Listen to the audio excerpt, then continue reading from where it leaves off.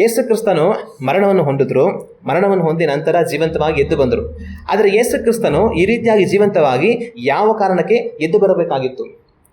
ಯೇಸು ಕ್ರಿಸ್ತನು ಜೀವಂತವಾಗಿ ಎದ್ದು ಬಂದದರ ಹಿಂದೆ ಇರುವಂಥ ಸತ್ಯಗಳು ಏನು ಹಂಗಂತಂತಂದರೆ, ಮೊಟ್ಟ ಮೊದಲಾಗಿ ಯೇಸು ಕ್ರಿಸ್ತನು ಎದ್ದು ಬಂದದರ ಹಿಂದಿನ ಸತ್ಯ ಏನು ಅಂತಂತಂದ್ರೆ ಅದು ಆತನು ದೇವರು ಎನ್ನುವುದನ್ನು ತೋರಿಸಿಕೊಡುತ್ತೆ.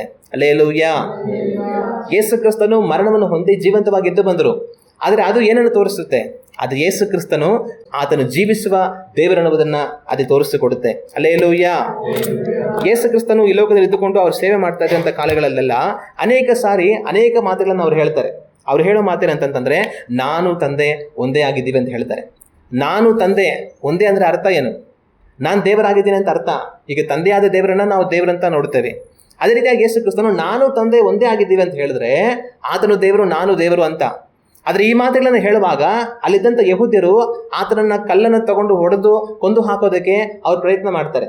ಏನಕ್ಕೋಸ್ಕರವಾಗಿ ನೀವು ಕಲ್ಲು ಹೊಡಿತೀರಾ ಅಂತ ಕೇಳಿದ್ರೆ, ನೀನು ಮನುಷ್ಯನಾಗಿದ್ದು ನಿನ್ನನ್ನು ನೀನು ದೇವರಾಗಿ ಮಾಡ್ಕೊಳ್ತಾ ಇದೀಯಾ? ನಾನು ತಂದೆ ಒಂದೇ ಅಂತ ಹೇಳ್ತೀಯ, ಅಂದ್ರೆ ನೀನು ದೇವರಾ ಅಂತ ಆ ಜನಗಳು ಪ್ರಶ್ನೆ ಮಾಡ್ತಾರೆ. ಆಗ ಯೇಸು ಕ್ರಿಸ್ತನು ನಾನು ದೇವರು ಅನ್ನೋದನ್ನ, ನಾನು ತಂದೆ ಒಂದೇ ಆಗಿದ್ದೀವಿ ಅನ್ನೋದನ್ನ ಆ ಜನಗಳ ಮಧ್ಯದಲ್ಲಿ ಅವರು ಹೇಳಿದ್ರು. ಅದು ಮಾತ್ರವಲ್ಲದರ ನನ್ನ ದಿನವನ್ನ ನೋಡಬೇಕಂತ ಹೇಳಿ ಅಬ್ರಹಾಂ ಇಷ್ಟಪಟ್ಟ, ಆ ದಿನವನ್ನು ನೋಡಿ ಅವನು ಸಂತೋಷಪಟ್ಟ ಅಂತ ಹೇಳ್ತಾರೆ. ಅಂದ್ರೆ ನಾನು ಮನುಷ್ಯನಾಗಿ ಈ ರೀತಿಯಾಗಿ ಲೋಕಕ್ಕೆ ಹುಟ್ಟಿ ಬಂದದನ್ನು ಕಂಡು ಅಬ್ರಹಾಂ ಸಂತೋಷಪಟ್ಟ ಅಂತ ಹೇಳ್ತಾರೆ. ಆ ಯಹೂದಿ ಜನಗಳಿಗೆಲ್ಲ ಅಬ್ರಹಾಮನ್ ಅಂದ್ರೆ ತುಂಬಾ ಪ್ರೀತಿ.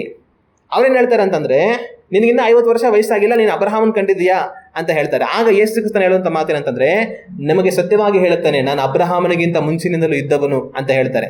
ಅಂದ್ರೆ ಅವರು ಅಲ್ಲಿ ಬಳಸುವಂತ ಒಂದು ಮಾತೇನಂತಂದ್ರೆ, ಮೋಶೆಗೆ ಆ ಮುಳ್ಳಿನ ಪೊದೆಯಲ್ಲಿ ದೇವರು ಪ್ರತ್ಯಕ್ಷವಾಗುವಂತ ಸಮಯದಲ್ಲಿ ನೀನು ಯಾರು ಅಂತ ಕೇಳಿದ್ರೆ ನಾನು ಇರುವಾತನು ಅಂತ ಅವ್ರು ಹೇಳ್ತಾರೆ. ಅದೇ ಮಾತನ್ನ ಯೇಸು ಕ್ರಿಸ್ತನು ಇಲ್ಲಿ ಹೇಳ್ತಾರೆ, ನಾನು ಇರುವಾತನು, ಅಬ್ರಹಾಮನಿಗಿಂತ ಮೊದಲು ನಾನು ಇರುವಾತನು ಅಂತ ಹೇಳ್ತಾರೆ. ಆಗ ಆ ಜನಗಳಿಗೆ ತಿರುಗಿ ತುಂಬಾ ಕೋಪ ಬರುತ್ತೆ. ಅವ್ರು ಮತ್ತೆ ಕಲ್ಲನ್ನು ತಗೊಂಡು ಯೇಸು ಕ್ರಿಸ್ತನನ್ನು ಹೊಡಿಬೇಕಂತ ಬರ್ತಾರೆ. ಏನಕ್ಕೋಸ್ಕರವಾಗಿ ಅಂತಂತಂದ್ರೆ, ನೀನು ನಾನು ದೇವರಂತ ಹೇಳ್ಕೊಳ್ತಾ ಇದೀಯಾ, ನಾನು ಇರುವಾತನು ಅಂತ ಯೆಹೋವ ದೇವರು ಹೇಳಿದ ಮಾತನ್ನ ನೀನು ಹೇಳ್ತಾ ಇದೀಯಾ, ಹಂಗ್ರೆ ನೀನು ಇರುವಾತನ, ನೀನು ದೇವರಾ ಅಂತ ಅನ್ಕೊಂಡು ಅವ್ರು ಕಲ್ಲನ್ನು ಹೊಡೆಯೋದಕ್ಕೆ ಅಂತ ಯೇಸು ಕ್ರಿಸ್ತನ ಬಳಿಗೆ ಅವರು ಬರ್ತಾರೆ. ಅದೇ ರೀತಿಯಾಗಿ ಇನ್ನೊಂದು ಸಂದರ್ಭದಲ್ಲಿ ಯೇಸು ಕ್ರಿಸ್ತನು ನನ್ನನ್ನು ನೋಡಿದವನು ನನ್ನ ತಂದೆಯನ್ನು ನೋಡಿದ್ದಾನೆ ಅಂತ ಅವ್ರು ಹೇಳ್ತಾರೆ. ಹಂಗಾರೆ ಅರ್ಥ ಏನು? ನನ್ನ ತಂದೆ ದೇವರು, ನಾನು ದೇವರು. ನೀವು ದೇವರನ್ನ ನೋಡ್ಬೇಕಂದ್ರೆ ನನ್ನ ತಂದೆಯನ್ನು ನೋಡ್ಬೇಕಾದ್ರೆ ಅಗತ್ಯವಿಲ್ಲ, ನನ್ನನ್ನು ನೋಡಿದ್ರೆ ಸಾಕು ಅಂತ ನಾನು ದೇವರನ್ನೋದನ್ನ ಅವರು ತೋರಿಸಿ ಕೊಡ್ತಾರೆ. ಇನ್ನೊಂದು ಸಮಯದಲ್ಲಿ ಯೇಸು ಕ್ರಿಸ್ತನು ಒಂದು ರೋಗಿ ಅವರ ಬಳಿಗೆ ಕೊಂಡು ತರಲ್ಪಟ್ಟಿರುವಾಗ ನಿನ್ನ ಪಾಪಗಳು ಕ್ಷಮಿಸಲ್ಪಟ್ಟಿವೆ ಅಂತ ಹೇಳ್ತಾರೆ. ಆಗ ಅಲ್ಲಿದ್ದಂಥ ಜನಗಳಲ್ಲಿ ಕೆಲವರೆಲ್ಲ ಏನ್ ಮಾಡ್ತಾರೆ, ಗುಣಗುಡ್ತಾರೆ. ಈತನು ಈ ತರ ಹೇಳ್ತಾ ಇದ್ದಾನಲ್ಲ, ಪಾಪಗಳನ್ನು ಕ್ಷಮಿಸೋದಕ್ಕೆ ದೇವರಿಗೆ ಮಾತ್ರವೇ ಅಧಿಕಾರ ಇರೋದು. ಈತನೇನು ಈ ರೀತಿಯಾಗಿ ಹೇಳ್ತಾ ಇದ್ದಾನೆ, ನಾನು ಪಾಪಗಳನ್ನು ಕ್ಷಮಿಸ್ತೀನಿ ಅಂತ ಅವ್ರು ಅನ್ಕೊಳ್ತಾರೆ. ಅವ್ರು ಅನ್ಕೊಂಡಿದ್ದು ನಿಜಾನೇ, ದೇವರ ಹೊರತು ಪಾಪಗಳನ್ನು ಕ್ಷಮಿಸುವುದಕ್ಕೆ ಯಾರಿಂದಲೂ ಸಾಧ್ಯವಿಲ್ಲ. ಆದರೆ ಯೇಸು ಕ್ರಿಸ್ತನಿಗೆ ಪಾಪಗಳನ್ನು ಕ್ಷಮಿಸುವಂತ ಅಧಿಕಾರ ಇದೆ. ಕಾರಣ ಏನಂತಂದ್ರೆ ಆತನು ದೇವರು. ಆ ಜನಗಳು ದೇವರ ಹೊರತು ಯಾರೂ ಸಹ ಪಾಪವನ್ನು ಕ್ಷಮಿಸೋದಕ್ಕೆ ಆಗೋದಿಲ್ಲ ಅಂತ ಅನ್ಕೊಂಡ್ರು. ಅವ್ರು ಅನ್ಕೊಂಡಿದ್ದು ನಿಜ, ಯೇಸು ಕ್ರಿಸ್ತನ ಪಾಪಗಳನ್ನು ಕ್ಷಮಿಸುವುದಕ್ಕೆ ಸಾಧ್ಯ, ಅದು ಕೂಡ ನಿಜ. ಯಾಕೆ ಅಂದ್ರೆ ಆತನು ದೇವರು. ಆದರೆ ಈತನು ದೇವರು ಅನ್ನೋದನ್ನ ಅವ್ರು ಕಂಡುಕೊಳ್ಳಲಿಲ್ಲ. ಈ ರೀತಿ ನಾವು ನೋಡುವಾಗ ಯೇಸು ಕ್ರಿಸ್ತನು ಅನೇಕ ಸಂದರ್ಭಗಳಲ್ಲಿ ತಾನು ದೇವರನ್ನೋದನ್ನ ತೋರಿಸಿಕೊಡ್ತಾರೆ. ಆದರೆ ಯೇಸು ಕ್ರಿಸ್ತನು ತಾನು ದೇವರನ್ನೋದನ್ನ ಅನೇಕ ಸಂದರ್ಭಗಳಲ್ಲಿ ಅನೇಕ ಮಾತುಗಳ ಮೂಲಕವಾಗಿ ದೇವರ ವಾಕ್ಯದಲ್ಲಿ ತೋರಿಸಿಕೊಟ್ರು. ಆದರೆ ಆತನು ನಿಜವಾಗಲೂ ದೇವರಾಗಿದ್ದಾರೆ ಅನ್ನೋದಕ್ಕೆ ಗುರುತೇನು? ಈ ಲೋಕದಲ್ಲಿ ಜೀವಿಸ್ತಾ ಯಾರು ಬೇಕಾದರೂ ನಾನು ದೇವರು ಅಂತ ಹೇಳ್ಕೊಂಡ್ಬಿಡ್ಬೋದು.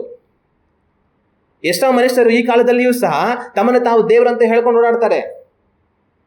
ಲೋಕ ಆದಿಯಿಂದಲೂ ಸಹ, ಮನುಷ್ಯ ಸೃಷ್ಟಿಸಲ್ಪಟ್ಟಾಗಲಿಂದಲೂ ಸಹ ತನ್ನನ್ನು ತಾನು ದೇವರಂತೆ ಹೇಳಿಕೊಂಡಿರುವಂಥ ಎಷ್ಟೋ ಮನುಷ್ಯರುಗಳು ಈ ಭೂಲೋಕದಲ್ಲಿ ಬದುಕಿ ಹೋಗಿದ್ದಾರೆ.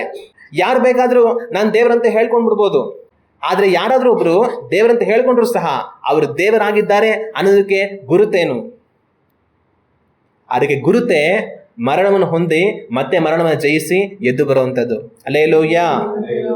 ಯೇಸು ಕ್ರಿಸ್ತನು ತಾನು ದೇವರೆಂಬುದಾಗಿ ಅನೇಕ ಸಂದರ್ಭಗಳಲ್ಲಿ ಹೇಳಿಕೊಂಡ್ರು. ಆದರೆ ಆತನು ತಾನು ದೇವರಾಗಿದ್ದಾನೆ ಅನ್ನೋದಕ್ಕೆ ರುಜುಗೇನು?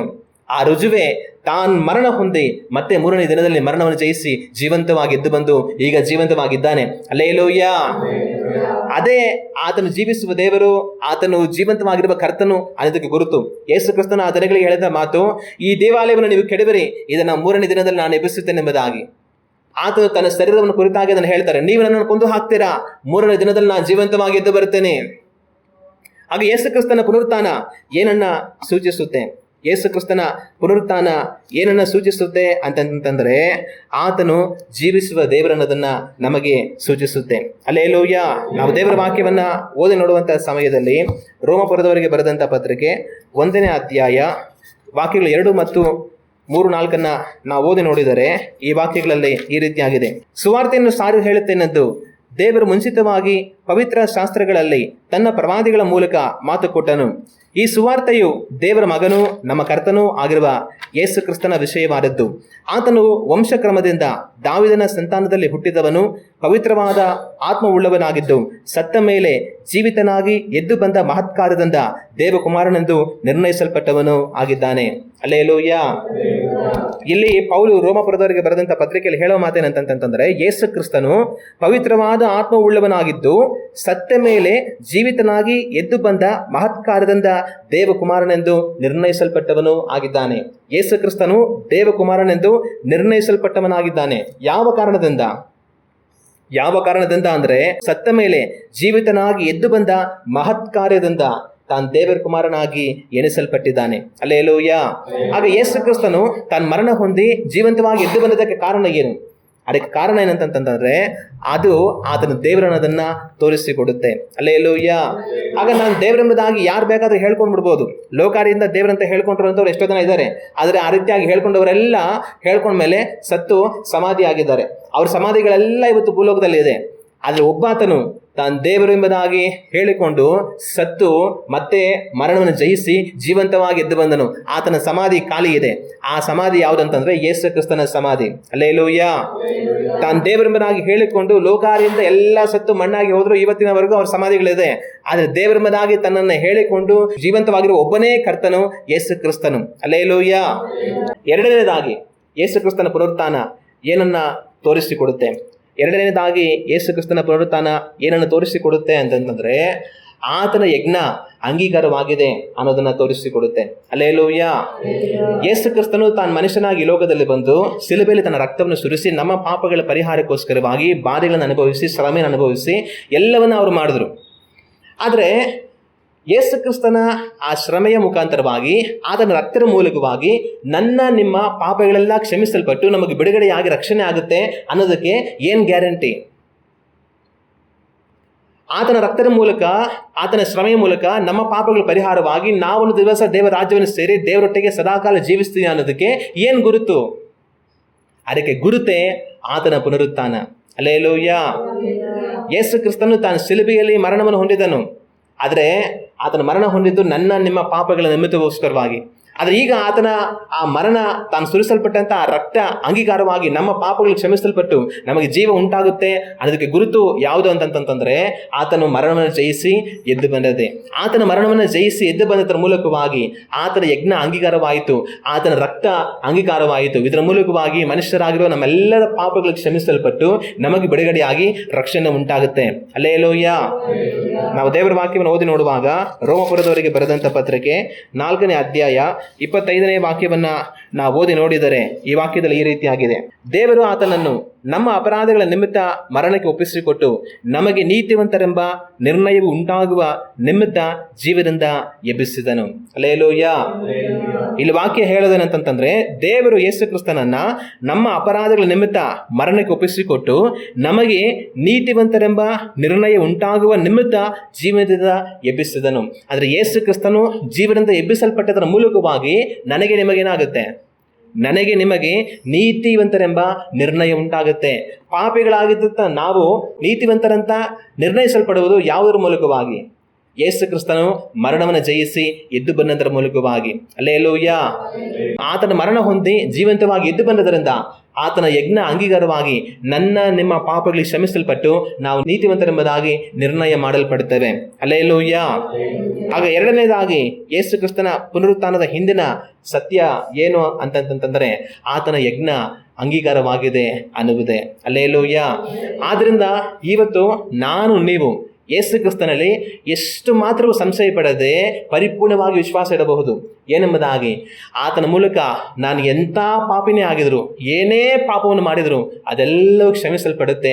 ನಾನು ದೇವರ ಕೋಪಕ್ಕೆ ತಪ್ಪಿಸಲ್ಪಟ್ಟು ದೇವರ ರಾಜ್ಯವನ್ನು ಸೇರಿ ದೇವರೊಟ್ಟಿಗೆ ಜೀವಿಸುವುದಕ್ಕೆ ಅವಕಾಶವಿದೆ ಅನ್ನೋದನ್ನ ನಾವು ಪರಿಪೂರ್ಣವಾಗಿ ನಂಬಬಹುದು. ಅಲ್ಲೇಲೂಯ್ಯ. ಯಾರು ಎಷ್ಟೇ ದೊಡ್ಡ ಪಾಪವನ್ನು ಮಾಡಿರಲಿ, ಏನೇ ಕೆಟ್ಟ ಕೆಲಸವನ್ನು ಮಾಡಿರಲಿ, ಅಯ್ಯೋ ಅವ್ರ್ಯಾರೋ ಸಣ್ಣ ಪುಟ್ಟ ಏನೋ ಮಾಡಿದ್ದಾರೆ, ಇವ್ರ್ಯಾರೋ ಸಣ್ಣ ಪುಟ್ಟ ಏನೋ ಮಾಡಿದ್ದಾರೆ, ನಾನು ಮಾಡಿರುವಂಥ ಪಾಪ ಅತ್ಯಂತ ಹೆಚ್ಚಾಗಿದೆ, ಆದರೆ ಯೇಸು ಕ್ರಿಸ್ತನ ರಕ್ತ ನನ್ನ ಆ ಪಾಪವನ್ನು ಸಹ ತೊಳೆದು ನನ್ನನ್ನು ಬಿಡುಗಡೆ ಮಾಡುತ್ತಾ, ಆತನ ಮೂಲಕ ನನ್ನ ಆ ಪಾಪವು ಸಹ ಕ್ಷಮಿಸಲ್ಪಡುತ್ತಾ, ಆ ಥರ ಯೋಚನೆ ಮಾಡಬೇಕಾದ್ರೆ ಅಗತ್ಯವಿಲ್ಲ. ಯೇಸು ಕ್ರಿಸ್ತನ ರಕ್ತ ಎಂತಹ ಪಾಪಗಳನ್ನು ಸಹ ಕ್ಷಮಿಸಿ ಬಿಡುಗಡೆ ಮಾಡಿ ರಕ್ಷಣೆ ಉಂಟು ಮಾಡುತ್ತೆ. ಹಲ್ಲೆಲೂಯ. ಆಗ ಯೇಸು ಕ್ರಿಸ್ತನ ರಕ್ತ ದೇವರ ಸನ್ನಿಧಿಯಲ್ಲಿ ಅಂಗೀಕಾರವಾಗಿದೆ. ಆತನಲ್ಲಿ ವಿಶ್ವಾಸವಿಟ್ಟು ದೇವರ ಬಳಿಗೆ ಬರುವಂಥ ಎಲ್ಲರೂ ಎಲ್ಲ ರೀತಿಯ ಪಾಪಗಳಿಂದಲೂ ಕ್ಷಮಿಸಲ್ಪಟ್ಟು ರಕ್ಷಣೆ ಹೊಂದಿಕೊಳ್ಳೋದಕ್ಕೆ ಅವಕಾಶವಾಗಿದೆ. ಅದಕ್ಕೆ ಗುರುತೆ ತಾನು ಜೀವನದಿಂದ ಎಬ್ಬಿಸಲ್ಪಟ್ಟನು. ಹಲ್ಲೆಲೂಯ. ಆಗ ಯೇಸು ಕ್ರಿಸ್ತನ ಜೀವನದ ಎದ್ದು ಬಂದಂಥ ಹಿಂದಿನ ಸತ್ಯ, ಆತನ ಯಜ್ಞ ಅಂಗೀಕಾರವಾಗಿದೆ. ಅದರಿಂದ ನನಗೆ ನಿಮಗೆ ಪಾಪ ಕ್ಷಮಾಪಣೆ ನಿಶ್ಚಯವಾಗಿದೆ. ಹಲ್ಲೆಲೂಯ. ಇನ್ನು ಮೂರನೇದಾಗಿ ಯೇಸು ಕ್ರಿಸ್ತನು ಜೀವಂತವಾಗಿ ಎದ್ದು ಬಂದದರ ಹಿಂದಿನ ಸತ್ಯ ಏನು ಅಂತಂತಂದರೆ, ಯಾವ ರೀತಿಯಾಗಿ ಯೇಸು ಕ್ರಿಸ್ತನು ಮರಣವನ್ನು ಹೊಂದಿ ಮತ್ತೆ ಜೀವಂತವಾಗಿ ಎದ್ದು ಬಂದನೋ ಅದೇ ರೀತಿಯಾಗಿ ನೀವು ಸಹ ಆತನಲ್ಲಿ ಒಂದು ದಿವಸ ಎದ್ದು ಬರುತ್ತೇವೆ. ಹಲ್ಲೆಲೂಯ. ಯೇಸು ಕ್ರಿಸ್ತನು ತಾನು ಮರಣ ಹೊಂದಿ ಜೀವಂತವಾಗಿ ಎದ್ದು ಬಂದನು. ಅದೇ ರೀತಿಯಾಗಿ ನಾವು ಸಹ ಒಂದಲ್ಲ ಒಂದು ದಿವಸ ಸಾಯ್ತೇವೆ. ಆದರೆ ನಮಗಿರುವಂಥ ನಿರೀಕ್ಷೆ ಏನು? ನಾನೊಂದು ದಿವಸ ಮರಣವನ್ನು ಸಂಧಿಸ್ತೀನಿ, ಆದರೂ ಸಹ ಒಂದು ದಿನ ಯೇಸು ಕ್ರಿಸ್ತನಲ್ಲಿ ತಾನು ತಿರುಗಿ ನಾನು ಎದ್ದು ಬರುತ್ತೀನಿ. ಆತನು ಯಾವ ರೀತಿಯಾಗಿ ಎದ್ದು ಬಂದನೋ ಅದೇ ರೀತಿಯಾಗಿ ನಾನು ಎದ್ದು ಬರ್ತೀನಿ ಅನ್ನೋದೇ ಆತನಲ್ಲಿ ನಮಗಿರುವಂಥ ನಿರೀಕ್ಷೆ. ಹಲ್ಲೆಲೂಯ. ಅದರಿಂದಾಗಿ ಇವತ್ತು ಮರಣದ ಕುರಿತಾಗಿ ನೀವು ಆತಂಕ ಪಡಬೇಡಿ, ಮರಣದ ಕುರಿತಾಗಿ ಭಯ ಪಡಬೇಡಿ. ಮರಣ ನಮ್ಮನ್ನು ಶಾಶ್ವತವಾಗಿ ತನ್ನ ಅಧೀನದಲ್ಲಿ ಇಟ್ಟುಕೊಳ್ಳೋದಕ್ಕೆ ಸಾಧ್ಯ ಇಲ್ಲ. ಮರಣದ ಪಾತಾಳದ ಬಿಗದ ಕೈಗಳು ಯಾರ ಬಳಿಯಲ್ಲಿವೆ? ಯೇಸು ಕ್ರಿಸ್ತನ ಬಳಿಯಲ್ಲಿವೆ. ತಕ್ಕ ಸಮಯದಲ್ಲಿ ಆತನು ಬಿಚ್ಚಿ ಬಿಡುವನು. ಹಲ್ಲೆಲೂಯ. ನಮ್ಮನ್ನೆಲ್ಲ ಮರಣ ಒಂದು ರೂಮಲ್ಲಿ ಕೂಡ ಹಾಕ್ಬಿಟ್ಟು ಬೀಗ ಹಾಕ್ಬಿಟ್ಟಿದೆ. ಆದರೆ ಮರಣಕ್ಕೊಂದು ಗೊತ್ತಿಲ್ಲ ಆ ಬೀಗದ ಕೈ ಯೇಸು ಕ್ರಿಸ್ತನ ಹತ್ರ ಇದೆ ಅಂತ. ಆತನ ಬಂದು ಒಂದು ದಿವಸ ತೆಗೆದು ಬಿಡ್ತಾರೆ, ನಮ್ಮನ್ನೆಲ್ಲ ಆಚೆ ಕರೆಸ್ಬಿಡ್ತಾರೆ. ಹಲ್ಲೆಲೂಯ. ಆಗ ಯೇಸು ಕ್ರಿಸ್ತನ ಪುನರುತ್ಥಾನ ಏನನ್ನು ಸೂಚಿಸುತ್ತೆ? ಆತನ ಪುನರುತ್ಥಾನ ನೀವು ಒಂದು ದಿವಸ ಆತನಲ್ಲಿ ಎದ್ದು ಬರ್ತೀವಿ ಅನ್ನೋದನ್ನು ಸೂಚಿಸುತ್ತೆ. ಮರಣ ನಮ್ಮನ್ನು ಶಾಶ್ವತವಾಗಿ ಹಿಡಿದುಕೊಳ್ಳೋದಕ್ಕೆ ಸಾಧ್ಯ ಇಲ್ಲ. ಯೇಸು ಕ್ರಿಸ್ತನ ಮರಣ 3 ದಿನ ಮಾತ್ರ ಹಿಡಿಯೋದಕ್ಕೆ ಸಾಧ್ಯ ಆಯಿತು. 3ನೇ ದಿನದ ನಂತರ ಆತನ ಜೀವಂತವಾಗಿ ಎದ್ದು ಬಂದನು. ಅದೇ ರೀತಿಯಾಗಿ ನನ್ನನ್ನು ನಿಮ್ಮನ್ನ ಒಂದು ಕಾಲಘಟ್ಟದವರೆಗೂ ಸಹ ಮರಣ ಇಟ್ಟುಕೊಂಡಿರುತ್ತೆ. ಆದರೆ ಕಡೆಯಲ್ಲಿ ಒಂದು ದಿವಸ ಯೇಸು ಕ್ರಿಸ್ತನು ನಮ್ಮೆಲ್ಲರನ್ನ ಜೀವಂತವಾಗಿ ಎಬ್ಬಿಸುತ್ತಾನೆ. ಆತನು ಯಾವ ರೀತಿ ಜೀವಂತವಾಗಿ ಎದ್ದು ಬಂದನೋ ನೀವು ಅದೇ ರೀತಿಯಾಗಿ ಜೀವಂತವಾಗಿ ಎದ್ದು ಬರುತ್ತೇವೆ. ಹಲ್ಲೆಲೂಯ. ಇವತ್ತು ನಮಗೆ ಪ್ರಿಯವಾದವರನ್ನ ನಾವು ಆಗಾಗ ಕಳೆದುಕೊಳ್ತೇವೆ. ಕಾಲಗಳು ಕಳೀತಾ ಒಬ್ಬೊಬ್ಬರೇ ಅವ್ರ ಕಾಲ ಮುಗಿದು ಹೋಗ್ತಾ ಇರ್ತಾರೆ. ಆದರೆ ಅನೇಕ ಸಮಯದಲ್ಲಿ ನಮಗೆ ಪ್ರಿಯವಾದವರನ್ನು ಕಳೆದುಕೊಂಡಾಗ ತುಂಬ ದುಃಖ ಆಗುತ್ತೆ, ತುಂಬ ಮನಸ್ಸಿಗೆ ನೋವಾಗುತ್ತೆ. ಅಯ್ಯೋ, ಇವ್ರು ನಮ್ಮ ಜೊತೆಲೇ ಇದ್ದಿದ್ರೆ ಎಷ್ಟು ಚೆನ್ನಾಗಿರೋದಲ್ವಾ ಅಂತ ಅನಿಸುತ್ತೆ. ಆದರೆ ಎಲ್ಲರನ್ನೂ ಮರಣ ವಶಪಡಿಸಿಕೊಳ್ಳುತ್ತೆ. ಆದರೆ ಇವತ್ತು ಮರಣ ವಶಪಡಿಸಿಕೊಂಡ್ರೂ ಸಹ ನಮಗೆ ಪ್ರಿಯವಾದವರೆಲ್ಲರನ್ನ ನಾವು ಒಂದು ದಿವಸ ಜೀವಂತದಿಂದ ಕಾಣ್ತೇವೆ. ಆ ದಿವಸ ಯೇಸು ಕ್ರಿಸ್ತನು ಎಲ್ಲರನ್ನ ಜೀವಂತವಾಗಿ ಎಬ್ಬಿಸುವಂಥ ದಿವಸ. ಹಲ್ಲೆಲೂಯ. ಆ ದಿನದಲ್ಲಿ ನೀವು ಜೀವಂತವಾಗಿ ಎಬ್ಬಿಸಲ್ಪಡುತ್ತೇವೆ. ನಮಗೆ ಪ್ರಿಯವಾದವರೆಲ್ಲರೂ ಸಹ ಜೀವಂತವಾಗಿ ಎಬ್ಬಿಸಲ್ಪಟ್ಟು ನಾವು ಅವರನ್ನು ಕಂಡು ಸಂತೋಷ ಪಡುತ್ತೇವೆ. ಹಲ್ಲೆಲೂಯ. ಶಿಷ್ಯಂದಿರು ಯೇಸು ಕ್ರಿಸ್ತನನ್ನು ಹಿಡಿದುಕೊಂಡು ಹೋಗಿ ಶಿಲುಬೆಯಲ್ಲಿ ಹೊಡೆದು ತನ್ನನ್ನು ಮರಣಕ್ಕೊಪ್ಪಿಸಿ ತನ್ನ ಸಮಾಧಿಯಲ್ಲಿ ಇಟ್ಟ ಮೇಲೆ ಅವ್ರ ಮನಸ್ಸೆಲ್ಲ ಒಡೆದು ಹೋಯಿತು. ಒಂದೇ ದಿನದಲ್ಲಿ ಅದೆಲ್ಲ ಆಗೋಯಿತು. ನೆನ್ನೆ ಗಂಟ ಎಲ್ಲ ಚೆನ್ನಾಗಿದ್ರು. ರಾತ್ರಿ ಸಂತೋಷವಾಗಿ ಪಸ್ಕ ಹಬ್ಬದ ಊಟವನ್ನು ಮಾಡಿದ್ರು ಯೇಸು ಕ್ರಿಸ್ತನ ಜೊತೆಯಲ್ಲಿ. ಆದರೆ ಆ ಪಸ್ಕ ಹಬ್ಬದ ಊಟವನ್ನು ಮಾಡಿದ ನಂತರ ಯೂದನು ಬಂದು ಅವರನ್ನು ಹಿಡಿದುಕೊಂಡು ಹೋಗಿ ಒಡೆದು ಶಿಲುಬೆಗೆ ಒಪ್ಪಿಸಿ ನಾಳೆ ಮಧ್ಯಾಹ್ನ ಅಷ್ಟರಲ್ಲಿ ತೀರಿ ಹೋದರು. ನೆನ್ನೆ ರಾತ್ರಿ ಊಟ ಮಾಡುವಾಗ ಶಿಷ್ಯಂದರು ಯಾರೂ ಸಹ ಇದೆಲ್ಲ ನಡೆಯುತ್ತೆ ಅಂತ ಯೋಚನೆ ಸಹ ಮಾಡಿರಲಿಲ್ಲ. ಅವರ ಚಿಂತೆ ಎಲ್ಲ ಒಂದೇ, ನಾವು ಯೇಸು ಕ್ರಿಸ್ತನ ಜೊತೆಯಲ್ಲಿ ಇದ್ದೇವೆ, ಆತನ ಅದ್ಭುತಗಳನ್ನು ಮಾಡ್ತಾನೆ, ವಾಕ್ಯಗಳನ್ನು ಬೋಧನೆ ಮಾಡ್ತಾನೆ, ತಾನು ದೇವರ ಕುಮಾರನಾಗಿದ್ದಾನೆ, ಅವ್ರ ಜೊತೆಯಲ್ಲಿ ನಾವು ಸಂಚರಿಸ್ಕೊಂಡು ರೀತಿಯಾಗಿ ಓಡಾಡ್ಕೊಂಡು ಸೇವೆ ಮಾಡ್ಕೊಂಡು ಇರ್ತೀವಿ ಅನ್ನೋ ಭಾವನೆ. ಬಹುಶಃ ಅವರು ಇವತ್ತು ಪಸ್ಕ ಹಬ್ಬ ಆಯಿತು, ನಾಳೆ ಯಾವ ಊರಿಗೆ ಹೋಗ್ಬೇಕು, ಎಲ್ಲಿ ಸೇವೆ ಮಾಡಬೇಕು ಅಂತ ಯೋಚನೆ ಮಾಡ್ತಾ ಇದ್ರೇನೋ. ಆದರೆ ಅವರು ನೆನೆಸದ ರೀತಿಯಲ್ಲಿ ನಾಳೆ ಮಧ್ಯಾಹ್ನ ಅಷ್ಟರಲ್ಲಿ ಯೇಸು ಕ್ರಿಸ್ತನ ಶಿಲುಬೆಯಲ್ಲಿ ಮರಣ ಹೊಂದಿದಾಯಿತು. ಅಪೊಸ್ತಲರ ಹೃದಯ ಒಡೆದು ಹೋಯಿತು. ಆದರೆ ಆನಂತರ ತನ್ನನ್ನು ಶಿಲುಬೆಯಿಂದ ಇಳಿಸಿ ಸಮಾಧಿಯಲ್ಲಿ ಇಡ್ತಾರೆ. ಸಮಾಧಿಯಲ್ಲಿ ಇಟ್ಟ ಮೇಲೆ ಇವರಿಗೆ ದೊಡ್ಡ ನಿರಾಸೆ, ದೊಡ್ಡ ಆತಂಕ, ದೊಡ್ಡ ಗಾಬರಿ, ದೊಡ್ಡ ಭಯ. ಒಂದು ಕಡೆ ಆತನನ್ನು ಕಳೆದುಕೊಂಡಂಥ ಭಯ, ಇನ್ನೊಂದು ಕಡೆ ನಮಗೆ ಯಾರು ಏನು ಮಾಡಿಬಿಡ್ತಾರೋ ಅನ್ನೋ ಆತಂಕ. ಆದರೆ ಈ ರೀತಿಯಾಗಿರುವಂಥ ಸಮಯದಲ್ಲಿ 2 ದಿನ ಕಳೆಯುವಷ್ಟರಲ್ಲಿ ಒಂದು ಸುದ್ದಿ ಬರುತ್ತೆ, ಯೇಸು ಕ್ರಿಸ್ತನು ಜೀವಂತವಾಗಿದ್ದಾನೆ. ಯೇಸು ಕ್ರಿಸ್ತನು ಅವರ ಮಧ್ಯದಲ್ಲಿ ಪ್ರತ್ಯಕ್ಷನಾಗಿ ನಿಮಗೆ ಸಮಾಧಾನವಾಗಲಿ ಅಂತ ಹೇಳ್ತಾರೆ. ಆದರೆ ಆಗ ಅವ್ರಿಗೆ ತುಂಬ ಸಂತೋಷ ಆಗುತ್ತೆ. ಅವ್ರ ಸಂತೋಷದ ನಿಮಿತ್ತ ನಂಬಲಾಗದೆ ಹೋಗ್ತಾರೆ. ಏನು ನಡೀತಾ ಇದೆ ಅನ್ನೋದು ಅವ್ರಿಗೆ ಅರ್ಥನೇ ಆಗ್ತಾ ಇರಲ್ಲ. ಸ್ವಲ್ಪ ದಿವಸಕ್ಕೆ ಮುಂಚೆ ಎಲ್ಲ ಚೆನ್ನಾಗಿರುತ್ತೆ ಅಂತ ಅಂದ್ಕೊಳ್ಳುವಾಗ ಆ ಥರ ಹಿಡ್ಕೊಂಡು ಹೋಗಿ ಹೊಡೆದು ಮರಣ ಒಪ್ಪಿಸ್ಬಿಟ್ರು. ನಾವು ಸಮಾಧಿ ಇಟ್ಬಿಟ್ಟು ಆಮೇಲೆ ದೇವರೇ ಅಯ್ಯೋ ಏನೋ ಹಿಂಗಾಯ್ತಲ್ಲ ಅಂತ ಅನ್ಕೊಂಡ್ವಿ. ಅದೇ ನೋಡಿದ್ರೆ ಜೀವಂತವಾಗಿ ಎದ್ದು ಬಂದ್ಬಿಟ್ಟಿದ್ದಾನೆ. ಎಷ್ಟು ಸಂತೋಷ ಆಗುತ್ತೆ ಅಂದರೆ ಆ ಸಂತೋಷವನ್ನ ವರ್ಣಿಸೋದಕ್ಕೆ ಆಗಲ್ಲ. ಅದೇ ರೀತಿಯಾಗಿ ನಾವು ಕಳೆದುಕೊಂಡಿರುವಂಥ ನಮ್ಮ ಪ್ರಿಯವಾದವರೆಲ್ಲರನ್ನ ಜೀವಂತದಿಂದ ಕಾಣ್ತೇವೆ. ಅಲ್ಲೇಲೂಯಾ. ಅಪೊಸ್ತಲರು ಯೇಸು ಕ್ರಿಸ್ತನನ್ನು ಕಳೆದುಕೊಂಡು ಕಣ್ಣೀರು ಸುರಿಸಿ ಮನ ಒಡೆದವರಾದರು. ಆದರೆ ಕೆಲವೇ ದಿನಗಳಲ್ಲಿ ಆತನ ಜೀವಂತವಾಗಿ ಕಂಡರು. ಅವರಿಗೆ ಮಹಾ ಸಂತೋಷ ಆಯಿತು. ಅದೇ ರೀತಿಯಾಗಿ ನೀವು ಇವತ್ತು ನಮಗೆ ಪ್ರಿಯವಾದವರನ್ನು ಕಳೆದುಕೊಳ್ಳುವಾಗ ದುಃಖದಿಂದ ಕಣ್ಣೀರು ಸುರಿಸಿ ಬಾಧೆ ಪಡ್ತೇವೆ. ಆದರೂ ಸಹ ಒಂದು ದಿವಸ ಇದೆ, ಅಪೊಸ್ತಲರು ಯೇಸು ಕ್ರಿಸ್ತನನ್ನು ಜೀವಂತವಾಗಿ ಕಂಡ ಹಾಗೆ ನೀವು ನಮಗೆ ಪ್ರಿಯವಾದವರೆಲ್ಲರನ್ನ ಜೀವಂತವಾಗಿ ಕಾಣ್ತೇವೆ. ಅಲ್ಲೇಲೂಯಾ. ಅವರು ಚಿಕ್ಕ ಮಕ್ಕಳಾಗಿರಬಹುದು, ಮಧ್ಯ ಪ್ರಾಯದಲ್ಲಿರುವಂಥವರು ಆಗಿರಬಹುದು, ವಯಸ್ಸಾಗಿರುವಂಥವರು ಆಗಿರಬಹುದು, ಯಾರೇ ಆಗಿರಬಹುದು, ಅವರೆಲ್ಲರನ್ನ ನಾವು ಜೀವಂತವಾಗಿ ಕ್ರಿಸ್ತನಲ್ಲಿ ಒಂದು ದಿವಸ ಕಾಣುತ್ತೇವೆ. ಅಲ್ಲೇಲೂಯಾ. ಹಾಗೆ ಯೇಸು ಕ್ರಿಸ್ತನು ಮರಣ ಹೊಂದಿ ಜೀವಂತವಾಗಿ ಎದ್ದು ಬಂದದರ ಹಿಂದಿನ ಸತ್ಯ ಏನು? ಅದರ ಹಿಂದಿನ ಸತ್ಯ ನೀವು ಸಹ ಆತನಂತೆ ಎದ್ದು ಬರುತ್ತೇವೆ. ಎರಡನೇದಾಗಿ ನಿಮ್ಮ ಪ್ರಿಯವಾದವರೆಲ್ಲರೂ ಸಹ ಆತನಲ್ಲಿ ಅದೇ ರೀತಿಯಾಗಿ ಎಬ್ಬಿಸಲ್ಪಟ್ಟು ಅವರೆಲ್ಲರನ್ನ ನಾವು ಜೀವದಿಂದ ಕಾಣ್ತೇವೆ. ಅಲ್ಲೇಲೂಯಾ. ನಾವು ದೇವರ ವಾಕ್ಯವನ್ನು ಓದಿ ನೋಡುವಾಗ ಯೋಹಾನನ ಬರೆದಂಥ ಸುವಾರ್ತೆ 6ನೇ ಅಧ್ಯಾಯ ವಾಕ್ಯಗಳು 39-40 ಓದಿ ನೋಡಿದರೆ ಈ ವಾಕ್ಯಗಳಲ್ಲಿ ಈ ರೀತಿಯಾಗಿದೆ. ನನಗೆ ಕೊಟ್ಟವರಲ್ಲಿ ಒಬ್ಬನನ್ನು ನಾನು ಕೆಡಗೊಳಿಸದೆ ಅವನನ್ನು ಕಡೆಯ ದಿನದಲ್ಲಿ ಎಬ್ಬಿಸಬೇಕೆಂಬುದೇ. ಮಗನನ್ನು ನೋಡಿ ಆತನನ್ನು ನಂಬುವ ಪ್ರತಿಯೊಬ್ಬನಿಗೆ ನಿತ್ಯ ಜೀವವು ಸಿಕ್ಕಬೇಕೆಂಬುದೇ ನನ್ನ ತಂದೆಯ ಚಿತ್ತವಾಗಿದೆ. ನಾನು ಕಡೆಯ ದಿನದಲ್ಲಿ ಅವನನ್ನು ಎಬ್ಬಿಸುವೆನು. ಅಲ್ಲೇಲೂಯಾ. ಇಲ್ಲಿ ಯೇಸು ಕ್ರಿಸ್ತನು ಹೇಳುವಂಥ ಮಾತೇನಂತಂತಂದ್ರೆ, ತಂದೆ ನನಗೆ ಕೊಟ್ಟವರಲ್ಲಿ ಒಬ್ಬರನ್ನು ಸಹ ನಾನು ಕೆಡಗೊಳಿಸದೆ ಅವನನ್ನು ಕಡೆಯ ದಿವಸದಲ್ಲಿ ಎಬ್ಬಿಸಬೇಕು ಎನ್ನುವಂಥದ್ದೇ ಆಗಿದೆ. ಮಗನನ್ನು ನೋಡಿ ನಂಬುವಂಥ ಪ್ರತಿಯೊಬ್ಬನಿಗೆ ನಿತ್ಯ ಜೀವ ಸಿಗಬೇಕೆನ್ನುವುದು ನನ್ನ ತಂದೆಯ ಚಿತ್ತವಾಗಿದೆ. ನಾನು ಕಡೆಯ ದಿವಸದಲ್ಲಿ ಅವನನ್ನು ಎಬ್ಬಿಸುವೆನೆಂಬುದಾಗಿ ಅವರು ಹೇಳ್ತಾರೆ. ಅಲ್ಲೇಲೂಯಾ. ಆಗ ಯೇಸು ಕ್ರಿಸ್ತನು ನಮಗೆ ಮಾಡಿರುವಂಥ ವಾಗ್ದಾನವೇನು? ಕಡೆಯ ದಿವಸದಲ್ಲಿ ನನ್ನನ್ನು ನಂಬುವವನನ್ನ ನಾನು ಎಬ್ಬಿಸುವೆನೆಂಬುದಾಗಿ. ಆತನು ಜೀವಂತವಾಗಿ ಎದ್ದು ಬಂದ ಹಾಗೆ ನಿಮ್ಮನ್ನ ಆತನು ಜೀವಂತವಾಗಿ ಎಬ್ಬಿಸುವನು. ನಮಗೆ ಪ್ರಿಯವಾದವರೆಲ್ಲರನ್ನ ಆತನು ಜೀವಂತವಾಗಿ ಎಬ್ಬಿಸುವನು. ಆತನಲ್ಲಿ ನಾವು ಒಂದು ದಿವಸ ಜೀವವನ್ನ ಪಡೆದುಕೊಳ್ಳಬೇಕು. ಅಲ್ಲೇಲೂಯಾ. ಆಗ ಯೇಸು ಕ್ರಿಸ್ತನ ಪುನರುತ್ಥಾನ ಹಿಂದಿನ ಸತ್ಯ ಏನಂತಂದ್ರೆ, ನೀವು ನಮಗೆ ಪ್ರಿಯವಾದವರೆಲ್ಲರೂ ಜೀವನದಿಂದ ಒಂದು ದಿವಸ ಎಬ್ಬಿಸಲ್ಪಡುತ್ತೇವೆ. 4ನೇದಾಗಿ ಯೇಸು ಕ್ರಿಸ್ತನ ಪುನರುತ್ಥಾನದ ಹಿಂದಿನ ಸತ್ಯ ಏನು ಅಂತಂತಂದ್ರೆ, ನಮಗೆ ಇನ್ನು ಆತನಲ್ಲಿ ಮರಣದ ಭಯವೂ ಇಲ್ಲ. ಅಲ್ಲೇಲೂಯಾ. ಯೇಸು ಕ್ರಿಸ್ತನ ಪುನರುತ್ಥಾನದ ಮೂಲಕವಾಗಿ ನಮಗೆ ಗೊತ್ತಾಗುವಂಥ ಒಂದು ಸತ್ಯ ಏನಂತಂತಂದ್ರೆ, ನೀವು ಇನ್ನು ಮರಣಕ್ಕೆ ಭಯಪಡುವಂಥ ಅಗತ್ಯ ಇಲ್ಲ. ಕಾರಣ ಯೇಸು ಕ್ರಿಸ್ತನು ಮರಣವನ್ನ ಜಯಿಸಿದ್ದು ಆಯಿತು. ಅಲ್ಲೇಲೂಯಾ. ಈ ಲೋಕದಲ್ಲಿ ನಾವು ಅನೇಕರನ್ನ ಕಾಣುವಾಗ, ಮುಖ್ಯವಾಗಿ ವಯಸ್ಸಾಗಿರುವಂಥವ್ರನ್ನ ನಾವು ಕಾಣುವಾಗ, ಅವರಿಗೆ ಮರಣದ ಸಮಯ ಹತ್ರ ಬಂತು ಅಂತಂತಂದ್ರೆ ಅವ್ರು ತುಂಬ ಭಯಪಡ್ತಾರೆ. ಅವ್ರಿಗೆ ಯಾರೇ ಬರಲಿ ಅವ್ರ ಕೈ ಹಿಡ್ಕೊಂಡು ಅವ್ರು ನೋಡಿ ಗೋಳಾಡಿ ಅಳ್ತಾರೆ. ಅಯ್ಯೋ ನಾನು ಸತ್ತೋಗ್ಬಿಟ್ರೆ ಏನಾಗುತ್ತೋ, ನಾನು ಎಲ್ಲೋ ಹೋಗ್ತೀನೋ, ಅಯ್ಯೋ ನಿಮ್ಮನ್ನೆಲ್ಲ ಬಿಟ್ಟು ಹೋಗ್ಬೇಕಲ್ಲ ಅಂತ ಬಾಧೆ ಪಡ್ತಾರೆ. ಅವ್ರಿಗೇನಂತಂದ್ರೆ ಮರಣದ ಕುರಿತಾದ ಭಯ, ಮರಣದ ನಂತರ ಏನು ನಡೆಯುತ್ತೋ ಅನ್ನೋವಂಥ ಒಂದು ಆತಂಕ, ಎಲ್ಲಿ ಹೋಗ್ತೀನೋ ಎನ್ನುವಂಥ ಒಂದು ಚಿಂತೆ. ಆದರೆ ಯೇಸು ಕ್ರಿಸ್ತನಲ್ಲಿ ನೀವು ಮರಣಕ್ಕೆ ಭಯಪಡುವಂಥ ಅಗತ್ಯ ಇನ್ನೂ ನಮಗೆ ಇಲ್ಲ. ಅಲ್ಲೇಲೂಯಾ. ಯೇಸು ಕ್ರಿಸ್ತನು ಮರಣವನ್ನು ಜಯಿಸಿ ಮರಣದಿಂದ ಎದ್ದು ಬಂದಿರುವುದರಿಂದಾಗಿ ನೀವಿವತ್ತು ಮರಣಕ್ಕೆ ಭಯಪಡಬೇಕಾಗಿರುವಂಥ ಅಗತ್ಯ ಇಲ್ಲ.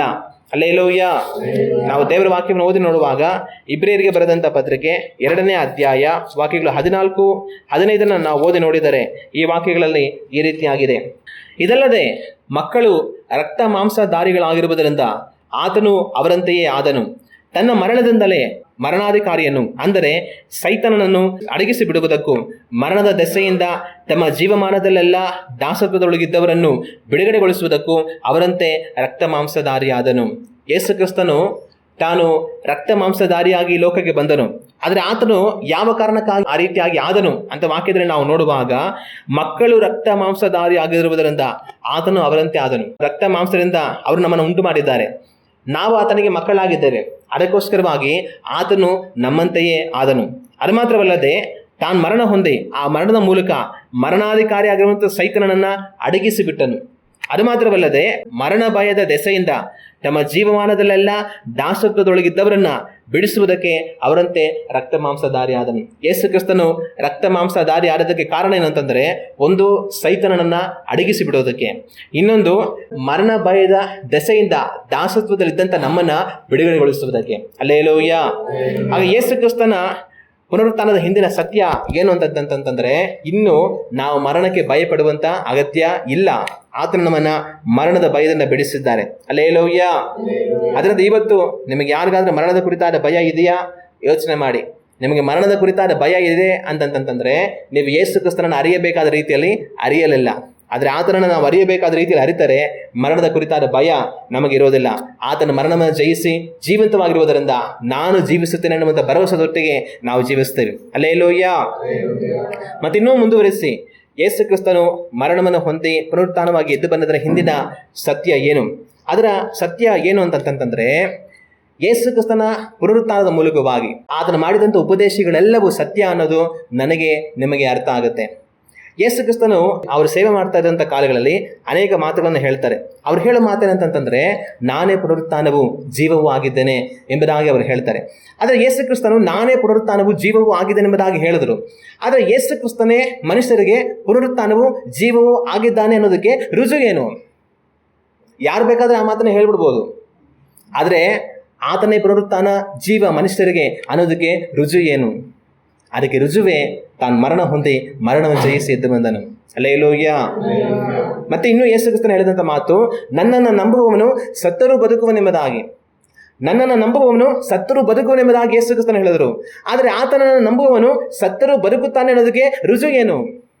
ಅದಕ್ಕೆ ರುಜುವೇ ಆತನ ಸತ್ತು ಜೀವಂತವಾಗಿ ಎದ್ದು ಬಂದನು. ಹಲ್ಲೆಲೂಯಾ.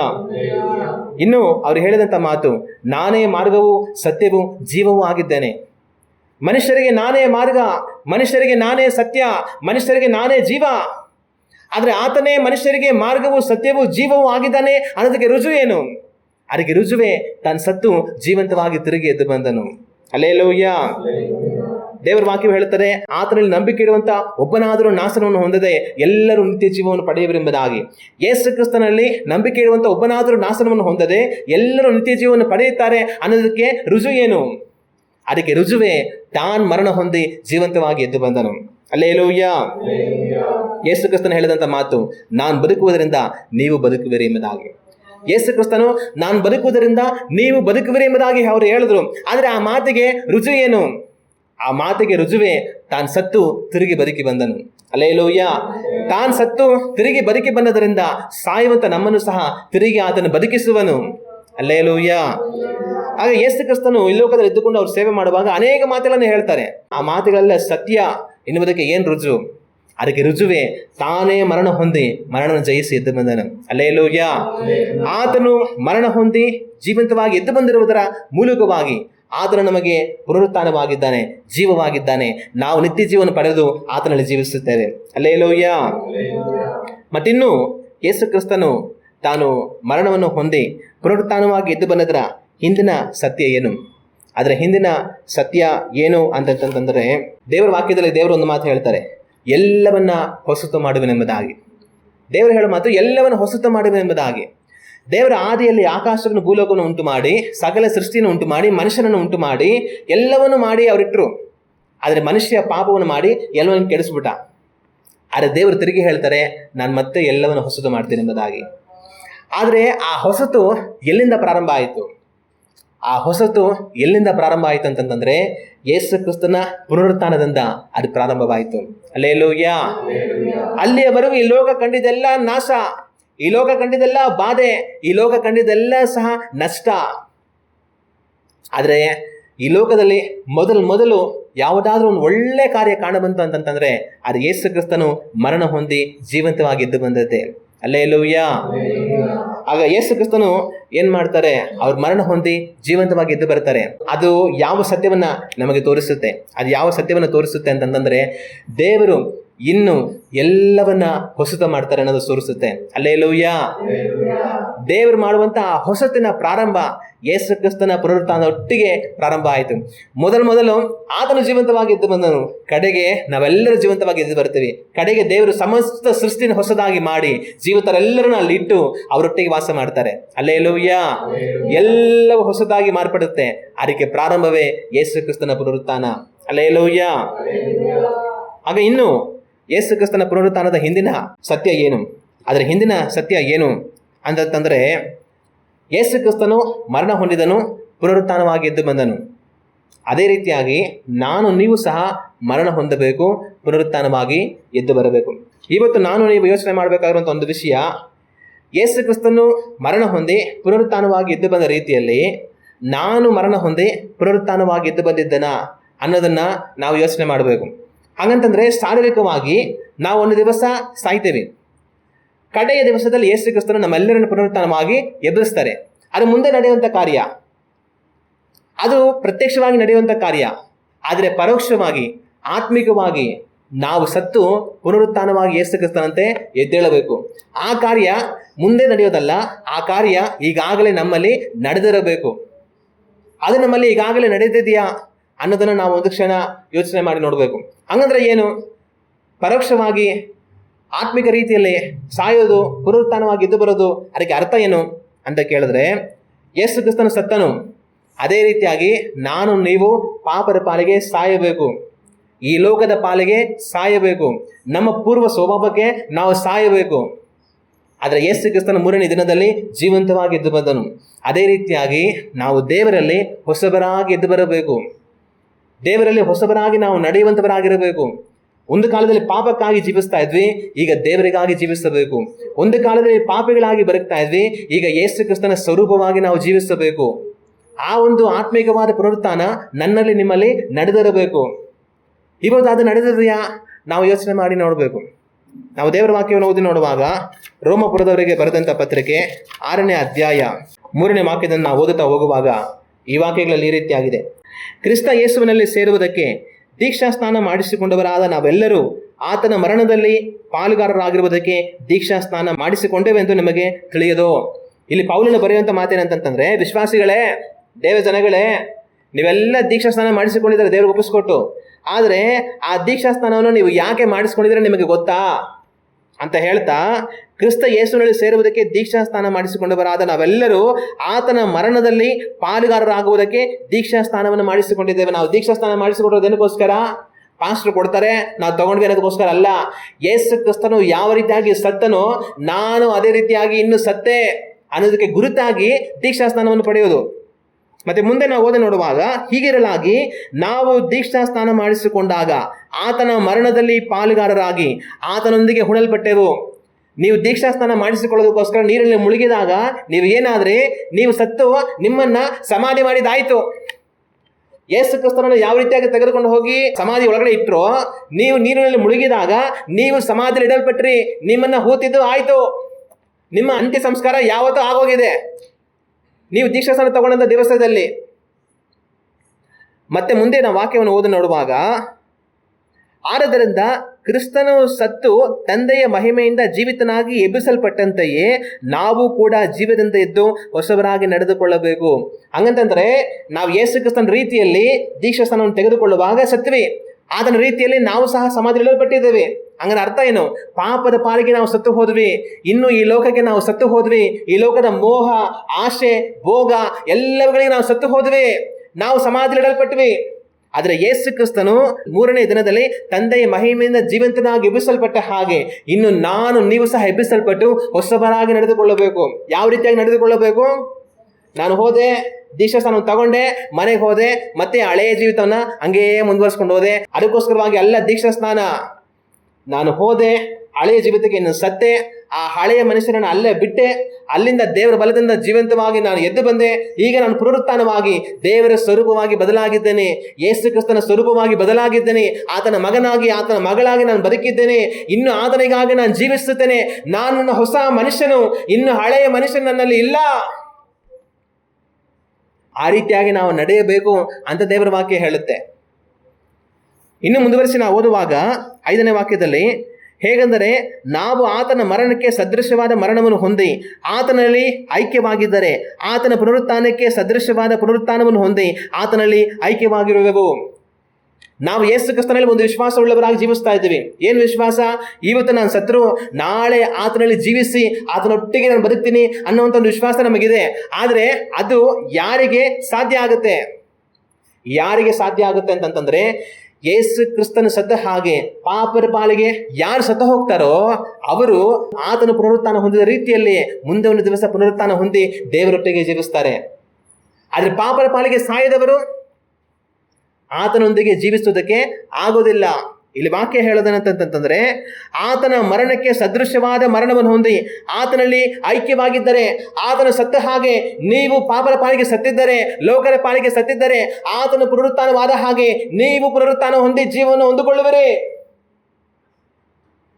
6ನೇ ವಾಕ್ಯವನ್ನು ಓದಿ ನೋಡುವಾಗ, ಪಾಪ ದೀನ ಸ್ವಭಾವವು ನಾಶವಾಗಿ ನಾವು ಇನ್ನೂ ಪಾಪದ ವಶದಲ್ಲಿರದಂತೆ ನಮ್ಮ ಪೂರ್ವ ಸ್ವಭಾವವು ಕ್ರಿಸ್ತನ ಕೂಡ ಶಿಲುಬೆಗೆ ಹಾಕಲ್ಪಟ್ಟತೆಂದು ತಿಳಿದಿದ್ದೇವೆ.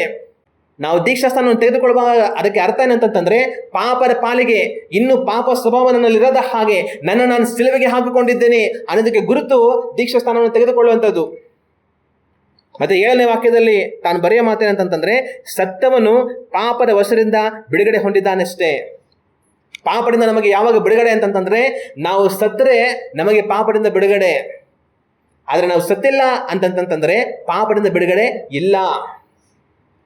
8ನೇ ವಾಕ್ಯದಲ್ಲಿ ಹೇಳೋದೇನಂತಂದ್ರೆ, ಇದಲ್ಲದೆ ನಾವು ಕ್ರಿಸ್ತನೊಡನೆ ಸತ್ತ ಪಕ್ಷದಲ್ಲಿ ಆತನೊಡನೆ ಜೀವಿಸುವೆಂದು ನಂಬುತ್ತೇವೆ.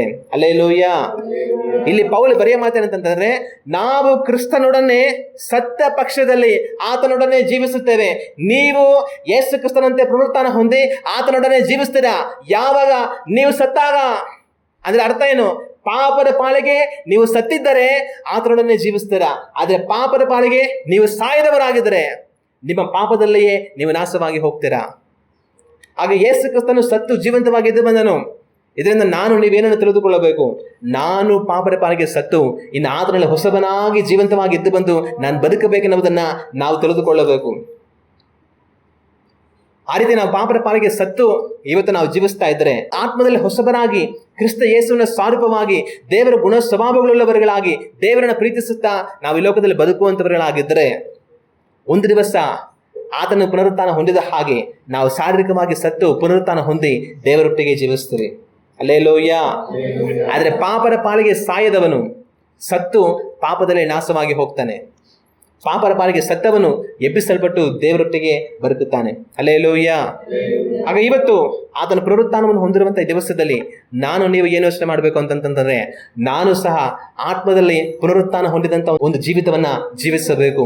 ಇನ್ನು ಹಳೆಯ ಮನುಷ್ಯ ನನ್ನಲ್ಲಿ ಇರದೆ, ಇನ್ನು ಹಳೆಯ ಪಾಪದ ಸ್ವಭಾವಗಳು ನನ್ನಲ್ಲಿ ಇರದೆ, ಇನ್ನು ಹಳೆಯ ಗುಣ ಸ್ವಭಾವಗಳು ನನ್ನಲ್ಲಿ ಇರದೆ, ಇನ್ನು ಹಳೆಯ ನಡವಳಿಕೆಯು ನನ್ನಲ್ಲಿ ಇರದೆ, ಇನ್ನು ಪಾಪವು ನನ್ನಲ್ಲಿ ಇರದೆ, ಅಸಹ್ಯವಾದ ಕಾರ್ಯಗಳು ನನ್ನಲ್ಲಿ ಇರದೆ, ಈ ಲೋಕದ ಆಶೆ ಮೋಹ ಭೋಗಗಳು ನನ್ನಲ್ಲಿ ನಾನು ಲೋಕದ ಪಾಲಿಗೆ ಸತ್ತೆನು, ಲೋಕ ನನ್ನ ಪಾಲಿಗೆ ಸತ್ತಿತ್ತು, ನಾನು ಬದುಕುವುದು ಯೇಸುವಿಗೋಸ್ಕರವಾಗಿ ಮಾತ್ರವೇ ಅನ್ನುವಂಥ ಒಂದು ಅರ್ಪಣೆಯೊಟ್ಟಿಗೆ ನಾವು ಜೀವಿಸಬೇಕು.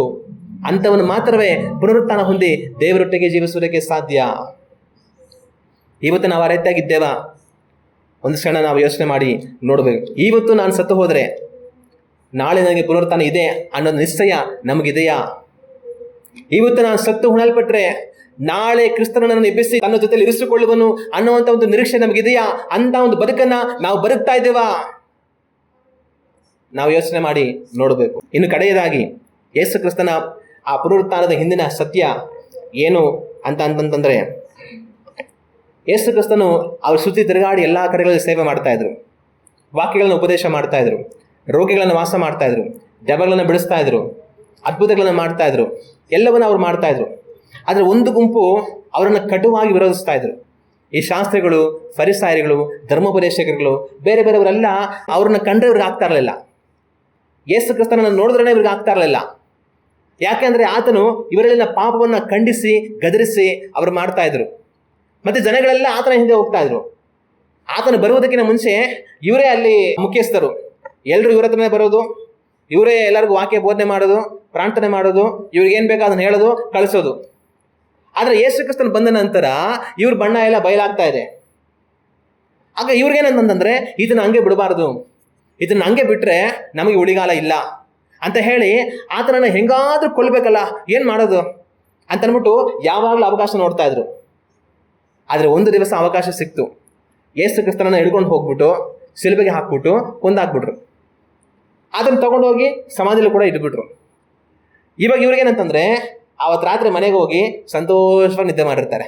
ಏನಂತಂತಂದ್ರೆ ಇಷ್ಟು ದಿವಸ ನಮಗೆ ತೊಂದರೆ ಕೊಡ್ತಾ ಇರೋಂಥ ಮನುಷ್ಯ, ಇಷ್ಟು ದಿವಸ ನಮಗೆಲ್ಲ ಕಾಟ ಕೊಡ್ತಾ ಇರೋ ಮನುಷ್ಯ, ಇಷ್ಟು ದಿವಸ ನಮಗೆ ಸಮಸ್ಯೆ ಉಂಟು ಮಾಡ್ತಾ ಇರೋ ಮನುಷ್ಯ, ಜನಗಳನ್ನೆಲ್ಲ ತನ್ನ ಕಡೆ ತಿರುಗಿಸ್ಕೊಂಡು ನಮಗೆ ಬೆಲೆ ಇಲ್ದಂಗೆ ಮಾಡಿದಂಥ ಮನುಷ್ಯ, ಇನ್ನು ತನ್ನನ್ನು ಹಿಡ್ಕೊಂಡು ಹೋಗಿ ನಾವು ಸಿಲುಬೆಗೆ ಹಾಕ್ಬಿಟ್ಟು ಕೊಂದಾಕ್ಬಿಟ್ವಿ. ಇನ್ನು ನಮಗೆ ಯಾವ ತಲೆನೋವಿಲ್ಲ, ಇನ್ನು ನಮಗೆ ಯಾವ ಸಮಸ್ಯೆ ಇಲ್ಲ, ನಮಗಿನ್ನು ಯಾವ ಬಾಧೆ ಇಲ್ಲ, ಆರಾಮಾಗಿರ್ಬೋದು. ತಿರ್ಗಾ ನಮ್ಮ ಹಳೆಯ ಜೀವಿತ, ನಮ್ಮದೇ ಉಪದೇಶಗಳು, ನಮ್ಮದೇ ಕಾನೂನುಗಳು, ನಮ್ಮದೇ ಆಜ್ಞೆಗಳು, ನಾವು ಹೇಳಿದ್ದೆ ನಡೆಯೋದು, ಇನ್ನು ನಮ್ಮನ್ನು ಕೇಳೋರು ಯಾರಿಲ್ಲ ಅಂತ ಅಂದ್ಕೊಂಡು ನೆಮ್ಮದಿಯಾಗಿ ನಿದ್ದೆ ಮಾಡಿದ್ರು. ಮತ್ತೆ ಆಮೇಲೆ ಏನು ಮಾಡಿದ್ರು, ಒಂದು ವೇಳೆ ಆತನು ಸಮಾಜದಿಂದ ಜೀವಂತವಾಗಿ ಇದ್ಕೊಂಡ್ಬಿಡ್ತೀನಿ ಅಂತೆಲ್ಲ ಒಂದು ಮಾತು ಹೇಳ್ತಾ ಇದ್ರು. ಈ ಶಿಷ್ಯಂದ್ರು ಬಂದು ಆತನ ಶರೀರವನ್ನು ಎತ್ಕೊಂಡು ಹೋಗ್ಬಿಟ್ಟು ಅದನ್ನು ಬದುಕಿದ್ದಾನೆ ಅಂತೆಲ್ಲ ಸುಳ್ಳು ಹಬ್ಬಿಸ್ಬಿಟ್ಟು ಏನು ಮಾಡೋದು ಅಂತ ಹೇಳಿ ಪಿಲಾತನ ಹತ್ರಕ್ಕೆ ಹೋಗಿ ಒಂದು ಸೈನ್ಯನ ತಗೊಂಡು ಬಂದು ಅಲ್ಲಿ ಸೈನ್ಯವನ್ನು ಕಾವಲು ಕೂಡ ಇಟ್ಬಿಟ್ರು. ಆತನನ್ನು ಶಿಲುಬೆಯಲ್ಲಿ ಮರಣ ಒಪ್ಪಿಸಿದಾಯಿತು, ಸಮಾಧಿ ಮಾಡಿದ್ದು ಆಯಿತು, ಸಮಾಧಿಗೆ ಸೈನಿಕರನ್ನು ತಗೊಂಬಂದು ಕಾವಲಾಗಿ ಇಟ್ಟಿದ್ದು ಆಯಿತು, ಎಲ್ಲ ಆಗೋಯ್ತು. ಇನ್ನು ಏನಿಲ್ಲ, ಇನ್ನು ನಮ್ಮದೇ ರಾಜ್ಯಭಾರ, ಆರಾಮಾಗಿ ನಾವಿರ್ಬೋದು ಅಂತ ಅಂದ್ಕೊಂಡು ಅವ್ರ ಪಾಡ್ಗೆ ಅವರಿದ್ರು. ಆವತ್ತು ರಾತ್ರಿ ಕಳೀತು, ಮುಂದಿನ ದಿನ ಕಳೀತು, ಮತ್ತೆ ಅವ್ರ ನಿದ್ದೆ ಕೆಟ್ಟೋಯ್ತು. ಆತನನ್ನು ಶಿಲುಬೆಗೆ ಹಾಕಿ ಮರಣ ಒಪ್ಪಿಸಿದ ದಿವಸ ಸಂತೋಷವಾಗಿ ಮಲ್ಕೊಂಡು ನಿದ್ದೆ ಮಾಡಿದ್ರು.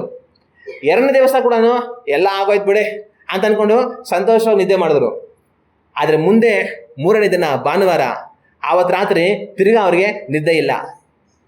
ಯಾಕೆಲ್ಲ ಅಂತಂತಂದ್ರೆ ಒಂದು ದೇವದೂತನು ಇಳಿದು ಬಂದು ಭಯಂಕರವಾದ ರೀತಿಯಲ್ಲಿ ಪ್ರತ್ಯಕ್ಷನಾಗಿ ಆ ಕಲ್ಲನ್ನು ಪಕ್ಕಕ್ಕೆ ಸರಿಸಿ ಅದ್ರ ಮೇಲೆ ಕುತ್ಕೊಂಡ್ಬಿಟ್ಟ. ಅಲ್ಲಿದ್ದಂಥ ಸೈನಿಕರಿಗೆ ಜೀವ ಒಡೆದೋಯ್ತು. ಅಯ್ಯಯ್ಯೋ ಏನಪ್ಪ ಆಗ್ತಾ ಇದೆ ಅಂತ ಅಂದ್ಬಿಟ್ಟು ಅವ್ರು ಎದ್ನೋ ಬಿದ್ದೋ ಅಂತ ಅಲ್ಲಿಂದ ಎಲ್ಲಿಗೆ ಓಡಿದ್ರು? ಈ ಶಾಸ್ತ್ರಿಗಳು ಫರಿಸಾಯರ ಹತ್ರಕ್ಕೆ ಹೋದ್ರು. ಇನ್ನು ಮುಂಜಾನೆ ಯೇಸು ಕ್ರಿಸ್ತನು ಬೆಳಗ್ಗೆ ಜೀವಂತವಾಗಿ ಎದ್ದು ಬಂದ್ಬಿಟ್ರು. ಈ ಸ್ತ್ರೀಯರು ಇನ್ನು ಕತ್ತಲಲ್ಲಿರುವಾಗ ಅಲ್ಲಿ ಸುಗಂಧ ದ್ರವ್ಯಗಳನ್ನು ಹಾಕ್ಬೇಕಂತ ಅವ್ರು ಬರ್ತಾ ಇದ್ದಾರೆ. ಅವ್ರು ಬರೋಷ್ಟರಲ್ಲಿ ಈ ಸೈನಿಕರಿಗೆ ಅರ್ಧ ಬರ್ಧ ನಿದ್ದೆ ಇದ್ದಂಥ ಸಮಯದಲ್ಲಿ ದೇವರೂತ ಬಂದ್ಬಿಟ್ಟ. ಅವ್ರಿಗೆ ಮಿಂಚು ಹೊಡೆದಂಗೆ ಆಗಿ ಅವ್ರ ಜೀವ ಹೋಯ್ತೇನೆ ಅನ್ನೋ ಥರ ಆಗ್ಬಿಟ್ಟು ಬೆಳಗ್ಗೆ ಓಡೋದ್ರು. ಎಲ್ಲಿಗೆ? ಈ ಶಾಸ್ತ್ರಿಗಳು ಫರಿಸಾಯರ ಮನೆಗಳ ಹತ್ರಕ್ಕೆ ಹೋಗಿ ದವ ದವ ದವ ಅಂತ ಬಾಗಿಲು ಹೊಡೆದ್ರು. ಅವ್ರು ಯಾರಪ್ಪ ಇದು ಬೆಳಗ್ಗೆ ನಿನ್ನ ಬೆಳಕೆ ಆಗಿಲ್ಲ, ಅಷ್ಟರಲ್ಲಿ ಬಂದು ದಬ ದಬ ಅಂತ ಬಾಗಿಲು ತಟ್ತಾ ಇದ್ದಾರೆ ಅಂತ ಬಾಗಿಲು ತೆಗೆದ್ರೆ ಈ ಸೈನಿಕರು ಯಾಕ್ರೋ ಏನ್ರೋ ಏನಕ್ಕೆ ಈ ಥರ ಬಂದು ಆ ಥರವಾಗಿ ಬಾಗಿಲು ತಟ್ತಾ ಇದ್ದಾರೆ ಅಂತಂದ್ರೆ, ಅಯ್ಯೋ ಏನು ಹೇಳೋದು, ಅಲ್ಲಿ ಸಮಾಧಿ ಹತ್ರ ಇದ್ವಾ, ನಾವು ಸಮಾಧಿನ ಕಾವಲು ಕಾಯ್ತಾ ಇರುವ, ಇದ್ಕಿದಂಗೆ ಭಯಂಕರವಾದ ಒಂದು ಪುರುಷ ಪ್ರತ್ಯಕ್ಷನಾದ, ಭಯಂಕರವಾದ ಮಿಂಚು ಬೆಳಕು, ನಮ್ಮ ಜೀವ ಹೋದಂಗಾಯ್ತು, ಕಲ್ಲೆಲ್ಲ ಪಕ್ಕ ಸರ್ಕೊಂಡು ಹೋಯ್ತು, ಅಯ್ಯೋ ನಮ್ಗೆ ಏನಾಗುತ್ತೆ ಅಂತ ಎದ್ದು ಬಿದ್ದು ಬಂದ್ಬಿಟ್ವಿ ಅಂತ ನಡೆದಲ್ಲಿ ಹೇಳಿದಾಗ ಇವರಿಗೆ ಆವತ್ತು ನಿದ್ದೆ ಕೆಟ್ಟೋಗಿದ್ದು ಮತ್ತೆ ನಿದ್ದೆ ಬರಲೇ ಇಲ್ಲ. ನಿಜ ಇದೇನಪ್ಪ ಇದು, ತುಂಬಾ ತೊಂದರೆ ಕೊಡ್ತಾ ಇದ್ರು ಅಂತ ಹಿಡ್ಕೊಂಡು ಹೋಗಿ ಶಿಲುಬೆಗೆ ಹಾಕಿ ಮರಣ ಒಪ್ಪಿಸಿದ್ರೆ ತಿರ್ಗಾ ಜೀವಂತವಾಗಿ ಎದ್ದು ಬಂದ್ಬಿಟ್ಟ ಅನ್ನೋ ಸುದ್ದಿ ಬಂದ್ಬಿಡ್ತಲ್ಲ ಅಂತ ಅವ್ರಿಗೆ ಮತ್ತೆ ನಿದ್ದೆ ಕೆಟ್ಟೋಯ್ತು. ನಮ್ಮ ಜೀವಿತಗಳಲ್ಲಿ ಅನೇಕ ಸಮಯ ಅನೇಕ ಕಾರ್ಯಗಳು ನಾಶವಾಗಿ ಹೋಗಿರಬಹುದು, ಅನೇಕ ಕಾರ್ಯಗಳು ಸತ್ತು ಸಮಾಧಿಯಿಡಲ್ಪಟ್ಟಿರಬಹುದು. ಆ ವಿರೋಧಿಗಳು ಯೇಸು ಕ್ರಿಸ್ತನನ್ನ ಕೊಂದು ಹಾಕಿ ಸಮಾಧಿ ಇಟ್ಬಿಟ್ರು, ಎಲ್ಲ ಆಗೋಯ್ತು ಅಂತ ಅನ್ಕೊಂಡ್ರು. ಇದೇ ರೀತಿಯಾಗಿ ನನ್ನನ್ನು ನಿಮ್ಮನ್ನು ಮುಗಿಸುವುದಕ್ಕೆ ಸೈತನ ಪ್ರಯತ್ನ ಮಾಡ್ತಾ ಇರ್ಬೋದು. ನನ್ನನ್ನು ನಿಮ್ಮನ್ನು ಮುಗಿಸುವುದಕ್ಕೆ ಅಂಧಕಾರದ ಶಕ್ತಿಗಳು ಪ್ರಯತ್ನ ಮಾಡ್ತಾ ಇರಬಹುದು. ನನ್ನನ್ನು ನಿಮ್ಮನ್ನು ನಾಶ ಮಾಡೋದಕ್ಕೆ, ನಮ್ಮನ್ನು ಇನ್ನು ಇಲ್ಲದ ಹಾಗೆ ಮಾಡೋದಕ್ಕೆ ಕೆಟ್ಟ ಮನುಷ್ಯರು ಪ್ರಯತ್ನ ಮಾಡ್ತಾ ಇರಬಹುದು. ಅವರ ಪ್ರಯತ್ನಗಳು ಕೆಲವೊಂದ್ಸಲ ಅವರಿಗೆ ಫಲಿಸಬಹುದು, ಕೆಲವೊಂದ್ಸಲ ನಮಗೆ ಇಕ್ಕಟ್ಟುಗಳಾಗಬಹುದು, ಕೆಲವೊಂದ್ಸಲ ನಮಗೆ ಬಾಧೆಗಳಾಗಬಹುದು, ಬಿಕ್ಕಟ್ಟುಗಳಾಗಬಹುದು. ನಾವು ಸತ್ತು ಸಮಾಧಿಯಲ್ಪಟ್ಟಂತ ಅನುಭವಗಳು ನಮಗೆ ಬರಬಹುದು. ಆದರೆ ಒಂದು ವೇಳೆ ನಿಮ್ಮ ಕಾರ್ಯಗಳು ಸತ್ತು ಸಮಾಧಿಯಿಡಲ್ಪಟ್ಟಂತ ರೀತಿಯಲ್ಲಿ ಅನುಭವಗಳು ನಿಮಗಾದರೂ ಸಹ ನಮ್ಮ ಜೀವನ ಇನ್ನು ಅಷ್ಟೇ ಮುಗೀತು, ನಾವು ಸತ್ವಿ ಅಂತ ಹೇಳಿ ನಿಮ್ಮ ಜೀವನ ಇನ್ನು ಸಮಾಧಿಯಿಡಲ್ಪಟ್ಟು ಅನ್ನುವಂಥ ಒಂದು ಸ್ಥಿತಿ ಬಂದರೂ ಸಹ ದೇವರು ಅಲ್ಲಿಗೆ ಎಲ್ಲವನ್ನು ಮುಕ್ತಾಯ ಮಾಡಲಿಲ್ಲ. ಮನುಷ್ಯರ ಲೆಕ್ಕದಲ್ಲಿ ಎಲ್ಲ ಮುಗಿದು ಹೋಗಿರಬಹುದು, ದೇವರ ಲೆಕ್ಕದಲ್ಲಿ ಇನ್ನೂ ಮುಗಿಯಲಿಲ್ಲ. ಯೇಸು ಕ್ರಿಸ್ತನನ್ನು ಹಿಡಿದುಕೊಂಡು ಹೋಗಿ ಶಿಲುಬೆಗೆ ಹಾಕಿ ತನ್ನನ್ನು ಮರಣ ಕುಪ್ಪಿಸಿ ಸಮಾಧಿ ಇಟ್ಬಿಟ್ಟು ಎಲ್ಲ ಮುಗಿದು ಹೋಯ್ತು ಅನ್ಕೊಂಡು ಮನೆಗೆ ಹೋಗ್ಬಿಟ್ರು. ಮನುಷ್ಯರ ಲೆಕ್ಕದಲ್ಲಿ ಇನ್ನೆಲ್ಲ ಮುಗಿದು ಹೋಯ್ತು, ಆದರೆ ದೇವರ ಲೆಕ್ಕದಲ್ಲಿ ಇನ್ನೂ ಮುಗಿಯಲಿಲ್ಲ. ಅದೇ ರೀತಿಯಾಗಿ ನಿಮ್ಮ ಜೀವಿತದಲ್ಲಿ ಮನುಷ್ಯರು ಕ್ರಿಯೆ ಮಾಡಬಹುದು. ನಿಮ್ಮ ಕಾರ್ಯಗಳನ್ನು ನಾಶ ಮಾಡಿ, ನಿಮ್ಮ ಪ್ರಯತ್ನಗಳನ್ನು ನಾಶ ಮಾಡಿ, ನಿಮ್ಮ ಆದಾಯಗಳನ್ನು ನಾಶ ಮಾಡಿ, ನಿಮಗಿರುವಂಥ ದಾರಿಗಳನ್ನು ಮುಚ್ಚಿಬಿಟ್ಟು, ನಿಮಗಿರುವಂಥ ಬಾಗಿಲನ್ನು ಮುಚ್ಚಿಬಿಟ್ಟು, ಇನ್ನ ಇವರನ್ನು ನಾವು ಕಟ್ಟಿ ಹಾಕ್ಬಿಟ್ವಿ, ಇನ್ನ ನಾವಿವರನ್ನು ಮುಗಿಸಿಬಿಟ್ವಿ, ಇನ್ನ ಇವರಿಂದ ಏನು ಆಗಲ್ಲ, ಇನ್ನ ಇವ್ರ ಬದುಕು ಇಲ್ಲ. ಮನುಷ್ಯರ ಎಣಿಕೆಯಲ್ಲಿ ಎಲ್ಲ ಮುಗಿದು ಹೋಗಿರಬಹುದು, ಸಮಾಧಿ ಮಾಡಿ ಬಂದಿದ್ದು ಆಗೋಯ್ತು. ಮನುಷ್ಯರ ಎಣಿಕೆಯಲ್ಲಿ ಎಲ್ಲ ಮುಗಿದು ಹೋಗಿರಬಹುದು, ದೇವರ ಎಣಿಕೆಯಲ್ಲಿ ಮುಗಿಯಲಿಲ್ಲ. ಒಂದು ವೇಳೆ ನಿಮ್ಮನ್ನ ನೋಡುವಂತವರು ನಿಮ್ಮನ್ನ ಮುಗಿಸಿಬಿಟ್ವಿ ಅಂತ ಅನ್ಕೊಂಡಿರಬಹುದು. ನೀವು ಸಹ ಅಯ್ಯೋ ನನ್ನ ಕತೆ ಮುಗೀತು ಅಂತ ಅನ್ಕೊಂಡಿರಬಹುದು.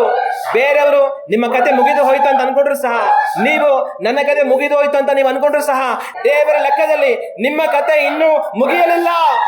ಯಾವ ಆತನನ್ನ ಅವರು ಹಿಡಿದು ಕೊಂದು ಹಾಕಿ ಸಮಾಧಿಲಿಟ್ರು, ಆತನನ್ನ ದೇವರು 3ನೇ ದಿನದಲ್ಲಿ ಜೀವಂತವಾಗಿ ಎಬ್ಬಿಸಿದ್ರು. ಹಲ್ಲೆಲೂಯಾ. ಮನುಷ್ಯರು ನಿಮ್ಮ ಏನೆಲ್ಲ ಪ್ರಯತ್ನಗಳನ್ನ ನಾಶ ಮಾಡಿ ನಿಮ್ಮನ್ನ ಸಮಾಧಿಯಲ್ಲಿ ಇಡುವಂತ ರೀತಿಯಲ್ಲಿ ಮಾಡಿದ್ದಾರೋ ಅವುಗಳೆಲ್ಲವನ್ನ ದೇವರು ಜೀವಂತವಾಗಿ ಎಬ್ಬಿಸುವಂತ ದಿನಗಳು ಬರುತ್ತೆ. ಹಲ್ಲೆಲೂಯಾ. ಒಂದು ವೇಳೆ ನೀವು ನೆನೆಸಬಹುದು, ನಾನು ಸತ್ತು, ನನ್ನ ಪರಿಸ್ಥಿತಿಗಳೆಲ್ಲ ಸತ್ತು, ನನ್ನ ಅವಕಾಶಗಳೆಲ್ಲ ಸತ್ತು, ನಾನು ಸಮಾಧಿಯಲ್ಲಿರುವವನ ರೀತಿಯಲ್ಲಿ ಇದ್ದೇನೆ ಅಂತ ನೀವು ಅನ್ಕೊಳ್ಬಹುದು. ಆದ್ರೆ ದೇವರು ನಿಮ್ಮೊಟ್ಟಿಗೆ ಇನ್ನೂ ಮುಗಿಸಲಿಲ್ಲ. ನೀವು ಸತ್ತು ಹೋಯಿತು ಅಂತ ಕಾರ್ಯಗಳನ್ನ ದೇವರು ಜೀವಂತವಾಗಿ ಎಬ್ಬಿಸುತ್ತಾರೆ. ನೀವು ಸಮಾಧಿಯಲ್ಲಿ ಇಡಲ್ಪಟ್ಟು ಅಂತ ಅಂದುಕೊಂಡಂತ ಕಾರ್ಯಗಳನ್ನ ದೇವರು ಹೊರಗಡೆ ತರ್ತಾರೆ. ಆಗ ಯೇಸು ಕ್ರಿಸ್ತನು ಶಿಲುಬೆಯಲ್ಲಿ ಮರಣ ಹೊಂದಿ ಸಮಾಧಿಯಲ್ಲಿ ಇಡಲ್ಪಟ್ಟು ತಾನು 3ನೇ ದಿವಸದಲ್ಲಿ ಜೀವಂತವಾಗಿ ಎಬ್ಬಿಸಲ್ಪಟ್ಟನು. ಅದರ ಹಿಂದಿನ ಸತ್ಯ ಏನು? ಅದರಿಂದ ಸತ್ಯ ನನ್ನ ನಿಮ್ಮ ಕಾರ್ಯಗಳನ್ನ, ನಿಮ್ಮ ಕ್ರಿಯೆಗಳನ್ನ ಮನುಷ್ಯರು ಅಳಿಸಿ ನಾಶಪಡಿಸಿ ನಮ್ಮನ್ನ ಸಮಾಧಿಗೆ ಹಾಕಲ್ಪಟ್ಟಂತವರ ಸ್ಥಿತಿಗೆ ಒಂದು ವೇಳೆ ತರೋದಕ್ಕೆ ಪ್ರಯತ್ನ ಮಾಡಿದ್ರು ಸಹ, ಆ ಕಾರ್ಯದಲ್ಲಿ ಅವರು ಸಫಲರಾದರೂ ಸಹ ದೇವರು ನಮ್ಮನ್ನ ಜೀವಂತವಾಗಿ ಎಬ್ಬಿಸೋದಕ್ಕೆ ಸಾಧ್ಯ ಇನ್ನು ಸಾಧ್ಯವೇ ಇಲ್ಲ. ಎಲ್ಲಾ ಮುಗಿದು ಹೋಯ್ತು ಅನ್ನುವಂತ ಪರಿಸ್ಥಿತಿಗಳನ್ನ ದೇವರು ಜೀವಂತವಾಗಿ ತರುವುದಕ್ಕೆ ಸಾಧ್ಯ. ಹಲ್ಲೆಲೂಯಾ. ಯೇಸು ಕ್ರಿಸ್ತನ ವಿರೋಧಿಗಳು ಅಂದ್ಕೊಂಡ್ರು, ಆತನ ಕಥೆ ಮುಗಿದು ಹೋಯ್ತು. ಅಪೊಸ್ತಲರು ಅಂದ್ಕೊಂಡ್ರು, ಆತನ ಕಥೆ ಮುಗಿದು ಹೋಯ್ತು. ಆದ್ರೆ ದೇವರು ಹೇಳಿದ್ರು ಇನ್ನೂ ಸಹ ಇದೆ. ದೇವರು ಆತನ ಜೀವಂತವಾಗಿ ಎಬ್ಬಿಸಿದ್ರು. ಸತ್ತ ರೀತಿಯಲ್ಲಿ ಕಾಣುವಂತ ನಮ್ಮ ಸ್ಥಿತಿಗಳನ್ನ ದೇವರು ಜೀವಂತವಾಗಿ ಎಬ್ಬಿಸುತ್ತಾರೆ. ಏನೇ ಸ್ಥಿತಿಯಲ್ಲಿ ನಾವು ಹೋಗ್ತಾ ಇರಬಹುದು, ನಮ್ಮನ್ನ ನೋಡುವಂತವ್ರು ಅನ್ಕೊಳ್ಬಹುದು ಇವ್ರ ಕತೆ ಮುಗೀತು, ನಮ್ಮ ಮನೆಯವ್ರು ಅನ್ಕೊಳ್ಬಹುದು ನಮ್ಮ ಕತೆ ಮುಗೀತು, ನೀವೇ ಅನ್ಕೊಳ್ಬಹುದು ದೇವರೇ ನಮ್ಮ ಕತೆ ಮುಗೀತು ಅಂತ. ಆದ್ರೆ ದೇವರ ಲೆಕ್ಕದಲ್ಲಿ ಇನ್ನೂ ಆಗಿಲ್ಲ. ದೇವರು ಸತ್ಯದನ್ನ ಜೀವಂತವಾಗಿ ಎಬ್ಬಿಸುತ್ತಾರೆ. ಹಲ್ಲೆಲೂಯಾ. ಇವತ್ತು ನಿಮ್ಮ ಜೀವಿತದ ಬಗ್ಗೆ ಯೋಚನೆ ಮಾಡಿ. ನಿಮ್ಮ ಜೀವಿತದಲ್ಲಿ ಏನೆಲ್ಲ ಒಂದು ಕಾರ್ಯಗಳು ಒಂದು ವೇಳೆ ಸತ್ತು ಹೋಗಿದೆ, ಏನೆಲ್ಲ ಕಾರ್ಯಗಳು ಒಂದು ವೇಳೆ ಸಮಾಧಿ ಇಡಲ್ಪಟ್ಟಿವೆ, ಏನೆಲ್ಲ ಕಾರ್ಯಗಳು ಒಂದು ವೇಳೆ ಆಗೋಯ್ತು ಅಂತ ನೀವು ಅನ್ಕೊಳ್ತಾ ಇದ್ದೀರಾ, ದೇವರು ಅವೆಲ್ಲವನ್ನ ಜೀವಂತವಾಗಿ ಎಬ್ಬಿಸುತ್ತಾರೆ. ಆತನು ಜೀವಂತವಾಗಿ ಎಬ್ಬಿಸಿ ನಿಲ್ಲಿಸುತ್ತಾರೆ. ಅದನ್ನ ನೋಡುವಂತ ನಿಮ್ಮನ್ನ ವಿರೋಧಿಸುವಂತವರಿಗೆ ಭಯ ಉಂಟಾಗುತ್ತೆ, ಕಳವಳಗೊಳ್ತಾರೆ. ಇದು ಯಾವ ರೀತಿ ಸಾಧ್ಯ? ಮನುಷ್ಯರಿಗೆ ಅಸಾಧ್ಯ, ದೇವರಿಗೆ ಎಲ್ಲವೂ ಸಾಧ್ಯ. ಹಲ್ಲೆಲೂಯಾ. ಇದು ನಮ್ಮಿಂದ ಆದ ಕಾರ್ಯವಲ್ಲ, ಕರ್ತನಿಂದ ಎಲ್ಲವೂ ಸಾಧ್ಯ. ನೀವು ಇವತ್ತು ಅಸಾಧ್ಯ ಅನ್ನುವಂತ ಕಾರ್ಯಗಳನ್ನ ದೇವರು ಸಾಧ್ಯವಾಗಿ ತೋರಿಸ್ತಾರೆ. ಯೇಸು ಕ್ರಿಸ್ತನು ಜೀವಂತವಾಗಿ ಎಬ್ಬಿಸಲ್ಪಟ್ಟ ಹಾಗೆ ನಿಮ್ಮ ಜೀವಿತಗಳು ಜೀವಂತವಾಗಿ ಎಬ್ಬಿಸಲ್ಪಡುತ್ತೆ. ನಿಮ್ಮ ಪರಿಸ್ಥಿತಿಗಳು ಜೀವಂತವಾಗಿ ಎಬ್ಬಿಸಲ್ಪಡುತ್ತೆ. ಅದರಿಂದ ಕರ್ತನ ಮೇಲೆ ನಿರೀಕ್ಷೆಯನ್ನ ಬಿಟ್ಟು ಬಿಡಬೇಡಿ. ಯೇಸು ಕ್ರಿಸ್ತನನ್ನ ಜೀವಂತವಾಗಿ ಎಬ್ಬಿಸಿದ ಆತನು ನಿಮ್ಮನ್ನು ಎಬ್ಬಿಸುವನು, ನಿಮ್ಮ ಬದುಕನ್ನು ಎಬ್ಬಿಸುವನು, ನಿಮ್ಮ ಸ್ಥಿತಿಗಳನ್ನು ಎಬ್ಬಿಸುವನು. ನೀವು ತಿರುಗಿ ಉಜ್ಜೀವನಗೊಳಿಸಲ್ಪಡುವಿರಿ. ನಾವೆಲ್ಲ ಎದ್ದು ನಿಂತು ಕಣ್ಣುಗಳು ಮುಚ್ಚಿ ದೇವರನ್ನು ನೋಡಿ ಪ್ರಾರ್ಥನೆ ಮಾಡೋಣ. ಯೇಸು ಕ್ರಿಸ್ತನು ತಾನು ಶಿಲುಬೆಯಲ್ಲಿ ಮರಣ ಹೊಂದಿ ಮತ್ತೆ 3ನೇ ದಿನದಲ್ಲಿ ಜೀವಂತವಾಗಿ ಎಬ್ಬಿಸಲ್ಪಟ್ಟನು. ಆತನ ಪುನರುತ್ಥಾನದ ಹಿಂದಿನ ಸತ್ಯಗಳು ಅನೇಕವಾಗಿದೆ. ಅವುಗಳನ್ನೆಲ್ಲ ಈ ದಿವಸದಲ್ಲಿ ನಾವು ಧ್ಯಾನ ಮಾಡಿದೆವು. ನಾವು ಧ್ಯಾನ ಮಾಡಿದ ಹಾಗೆ ಕರ್ತನ ನಮ್ಮೆಲ್ಲರನ್ನು ಬಲಪಡಿಸಲಿ, ನಮ್ಮನ್ನು ನಡೆಸಲಿ. ಆತನ ಜೀವಿಸುವುದರಿಂದ ನಾವು ಸಹ ಜೀವಿಸುತ್ತೇವೆ. ಆತನ ಬದುಕುವುದರಿಂದ ನಾವು ಸಹ ಬದುಕುತ್ತೇವೆ. ಅದರಂತೆ ಆತನು ಜೀವಂತವಾಗಿರುವ ಹಾಗೆ ನಾವು ಸಹ ಹೊಸಬರಾಗಿ ಜೀವಿಸುವಂಥವರಾಗಿರಬೇಕು. ಆತನು ಸತ್ತು ಜೀವಂತವಾಗಿರುವ ಹಾಗೆ ನಮ್ಮ ಎಲ್ಲ ಸ್ಥಿತಿಗಳನ್ನು, ಸತ್ತು ಹೋಗಿರುವಂಥ ನಮ್ಮ ಎಲ್ಲ ಸ್ಥಿತಿಗಳನ್ನು, ಎಲ್ಲ ಕಾರ್ಯಗಳನ್ನು ಕರ್ತನು ಬದುಕಿಸುವನು. ತಾನು ಜೀವಂತನೆನ್ನುವುದನ್ನು ನಮಗೆ ತೋರಿಸುವನು. ಈ ದಿವಸದಲ್ಲಿ ಆ ಕಾರ್ಯಗಳನ್ನು ಕರ್ತನು ನಮ್ಮ ಜೀವಿತಗಳಲ್ಲಿ ಮಾಡಲಿ, ನಮ್ಮನ್ನು ನಡೆಸಲಿ. ನಾವು ಕಣ್ಣನ್ನು ಮುಚ್ಚಿ ಪ್ರಾರ್ಥಿಸೋಣ. ನಮ್ಮನ್ನು ಬಹಳವಾಗಿ ಪ್ರೀತಿಸುವ ತಂದೆಯೇ, ನಮ್ಮ ರಕ್ಷಕನಾದ ಯೇಸು ಕ್ರಿಸ್ತನ ನಾಮದಲ್ಲಿ ಈ ಒಂದು ಮಧ್ಯಾಹ್ನದಲ್ಲಿ ನಿಮ್ಮನ್ನು ನೋಡಿ ನಾವು ಪ್ರಾರ್ಥನೆ ಮಾಡುತ್ತೇವೆ. ಯೇಸಪ್ಪ, ನೀವು ಸತ್ತು ಮತ್ತೆ 3ನೇ ದಿನದಲ್ಲಿ ಜೀವಂತವಾಗಿ ಎದ್ದು ಬಂದಿರಿ, ಅದಕ್ಕಾಗಿ ಸ್ತೋತ್ರ. ನೀವು ಜೀವಿಸುವ ಮಾತನೆನ್ನುವುದನ್ನು ಅನೇಕ ದೃಷ್ಟಾಂತ ಮೂಲಕವಾಗಿ ತೋರಿಸಿಕೊಟ್ಟಿರಿ, ಅದಕ್ಕಾಗಿ ಸ್ತೋತ್ರ. ಈ ದಿವಸಗಳಲ್ಲಿಯೂ ನಮ್ಮ ಜೀವಿತದಲ್ಲಿಯೂ ಸಹ ನೀವು ಜೀವಿಸುವ ಮಾತನೆನ್ನುವುದನ್ನು ತೋರಿಸಿಕೊಡುವ ಕರ್ತನಾಗಿದ್ದೀರಿ, ಅದಕ್ಕೋಸ್ಕರವಾಗಿ ನಿಮಗೆ ಸ್ತೋತ್ರ. ಯೇಸಪ್ಪ, ನಿಮ್ಮ ಮರಣ ಪುನರುತ್ಥಾನದ ಕುರಿತಾಗಿ ಧ್ಯಾನ ಮಾಡಿದಂಥ ಈ ದಿವಸದಲ್ಲಿ ನಿಮ್ಮ ವಾಕ್ಯಗಳನ್ನು ತಂದೆಯೇ ನಾವು ಚಿಂತಿಸುತ್ತಾ ಆ ವಾಕ್ಯಗಳಂತೆ ತಂದೆ ನಾವು ನಡೆಯುವ ಹಾಗೆ ನಮಗೆ ಸಹಾಯ ಮಾಡಿರಿ. ನಿಮ್ಮ ಕೃಪೆಯ ತಂದೆಯೇ ನಮ್ಮೆಲ್ಲರ ಸಂಗಡ ಇರಲಿ, ನಮ್ಮನ್ನು ಬಲಪಡಿಸಿರಿ, ನಡೆಸಿರಿ. ತಂದೆಯೇ, ನಮ್ಮ ಬಲವುಳ್ಳ ಹಸ್ತದಲ್ಲಿ ನಮ್ಮೆಲ್ಲರನ್ನು ನಾವು ತಗ್ಗಿಸುತ್ತೆ, ಒಪ್ಪಿಸಿಕೊಡುತ್ತೇವೆ. ನಮ್ಮ ರಕ್ಷಕನಾದ ಯೇಸು ಕ್ರಿಸ್ತನ ನಾಮದಲ್ಲಿ ಬೇಡುತ್ತಿದ್ದೇವೆ, ಪರಲೋಕದ ನಮ್ಮ ತಂದೆಯೇ. ಆಮೇನ್, ಆಮೇನ್.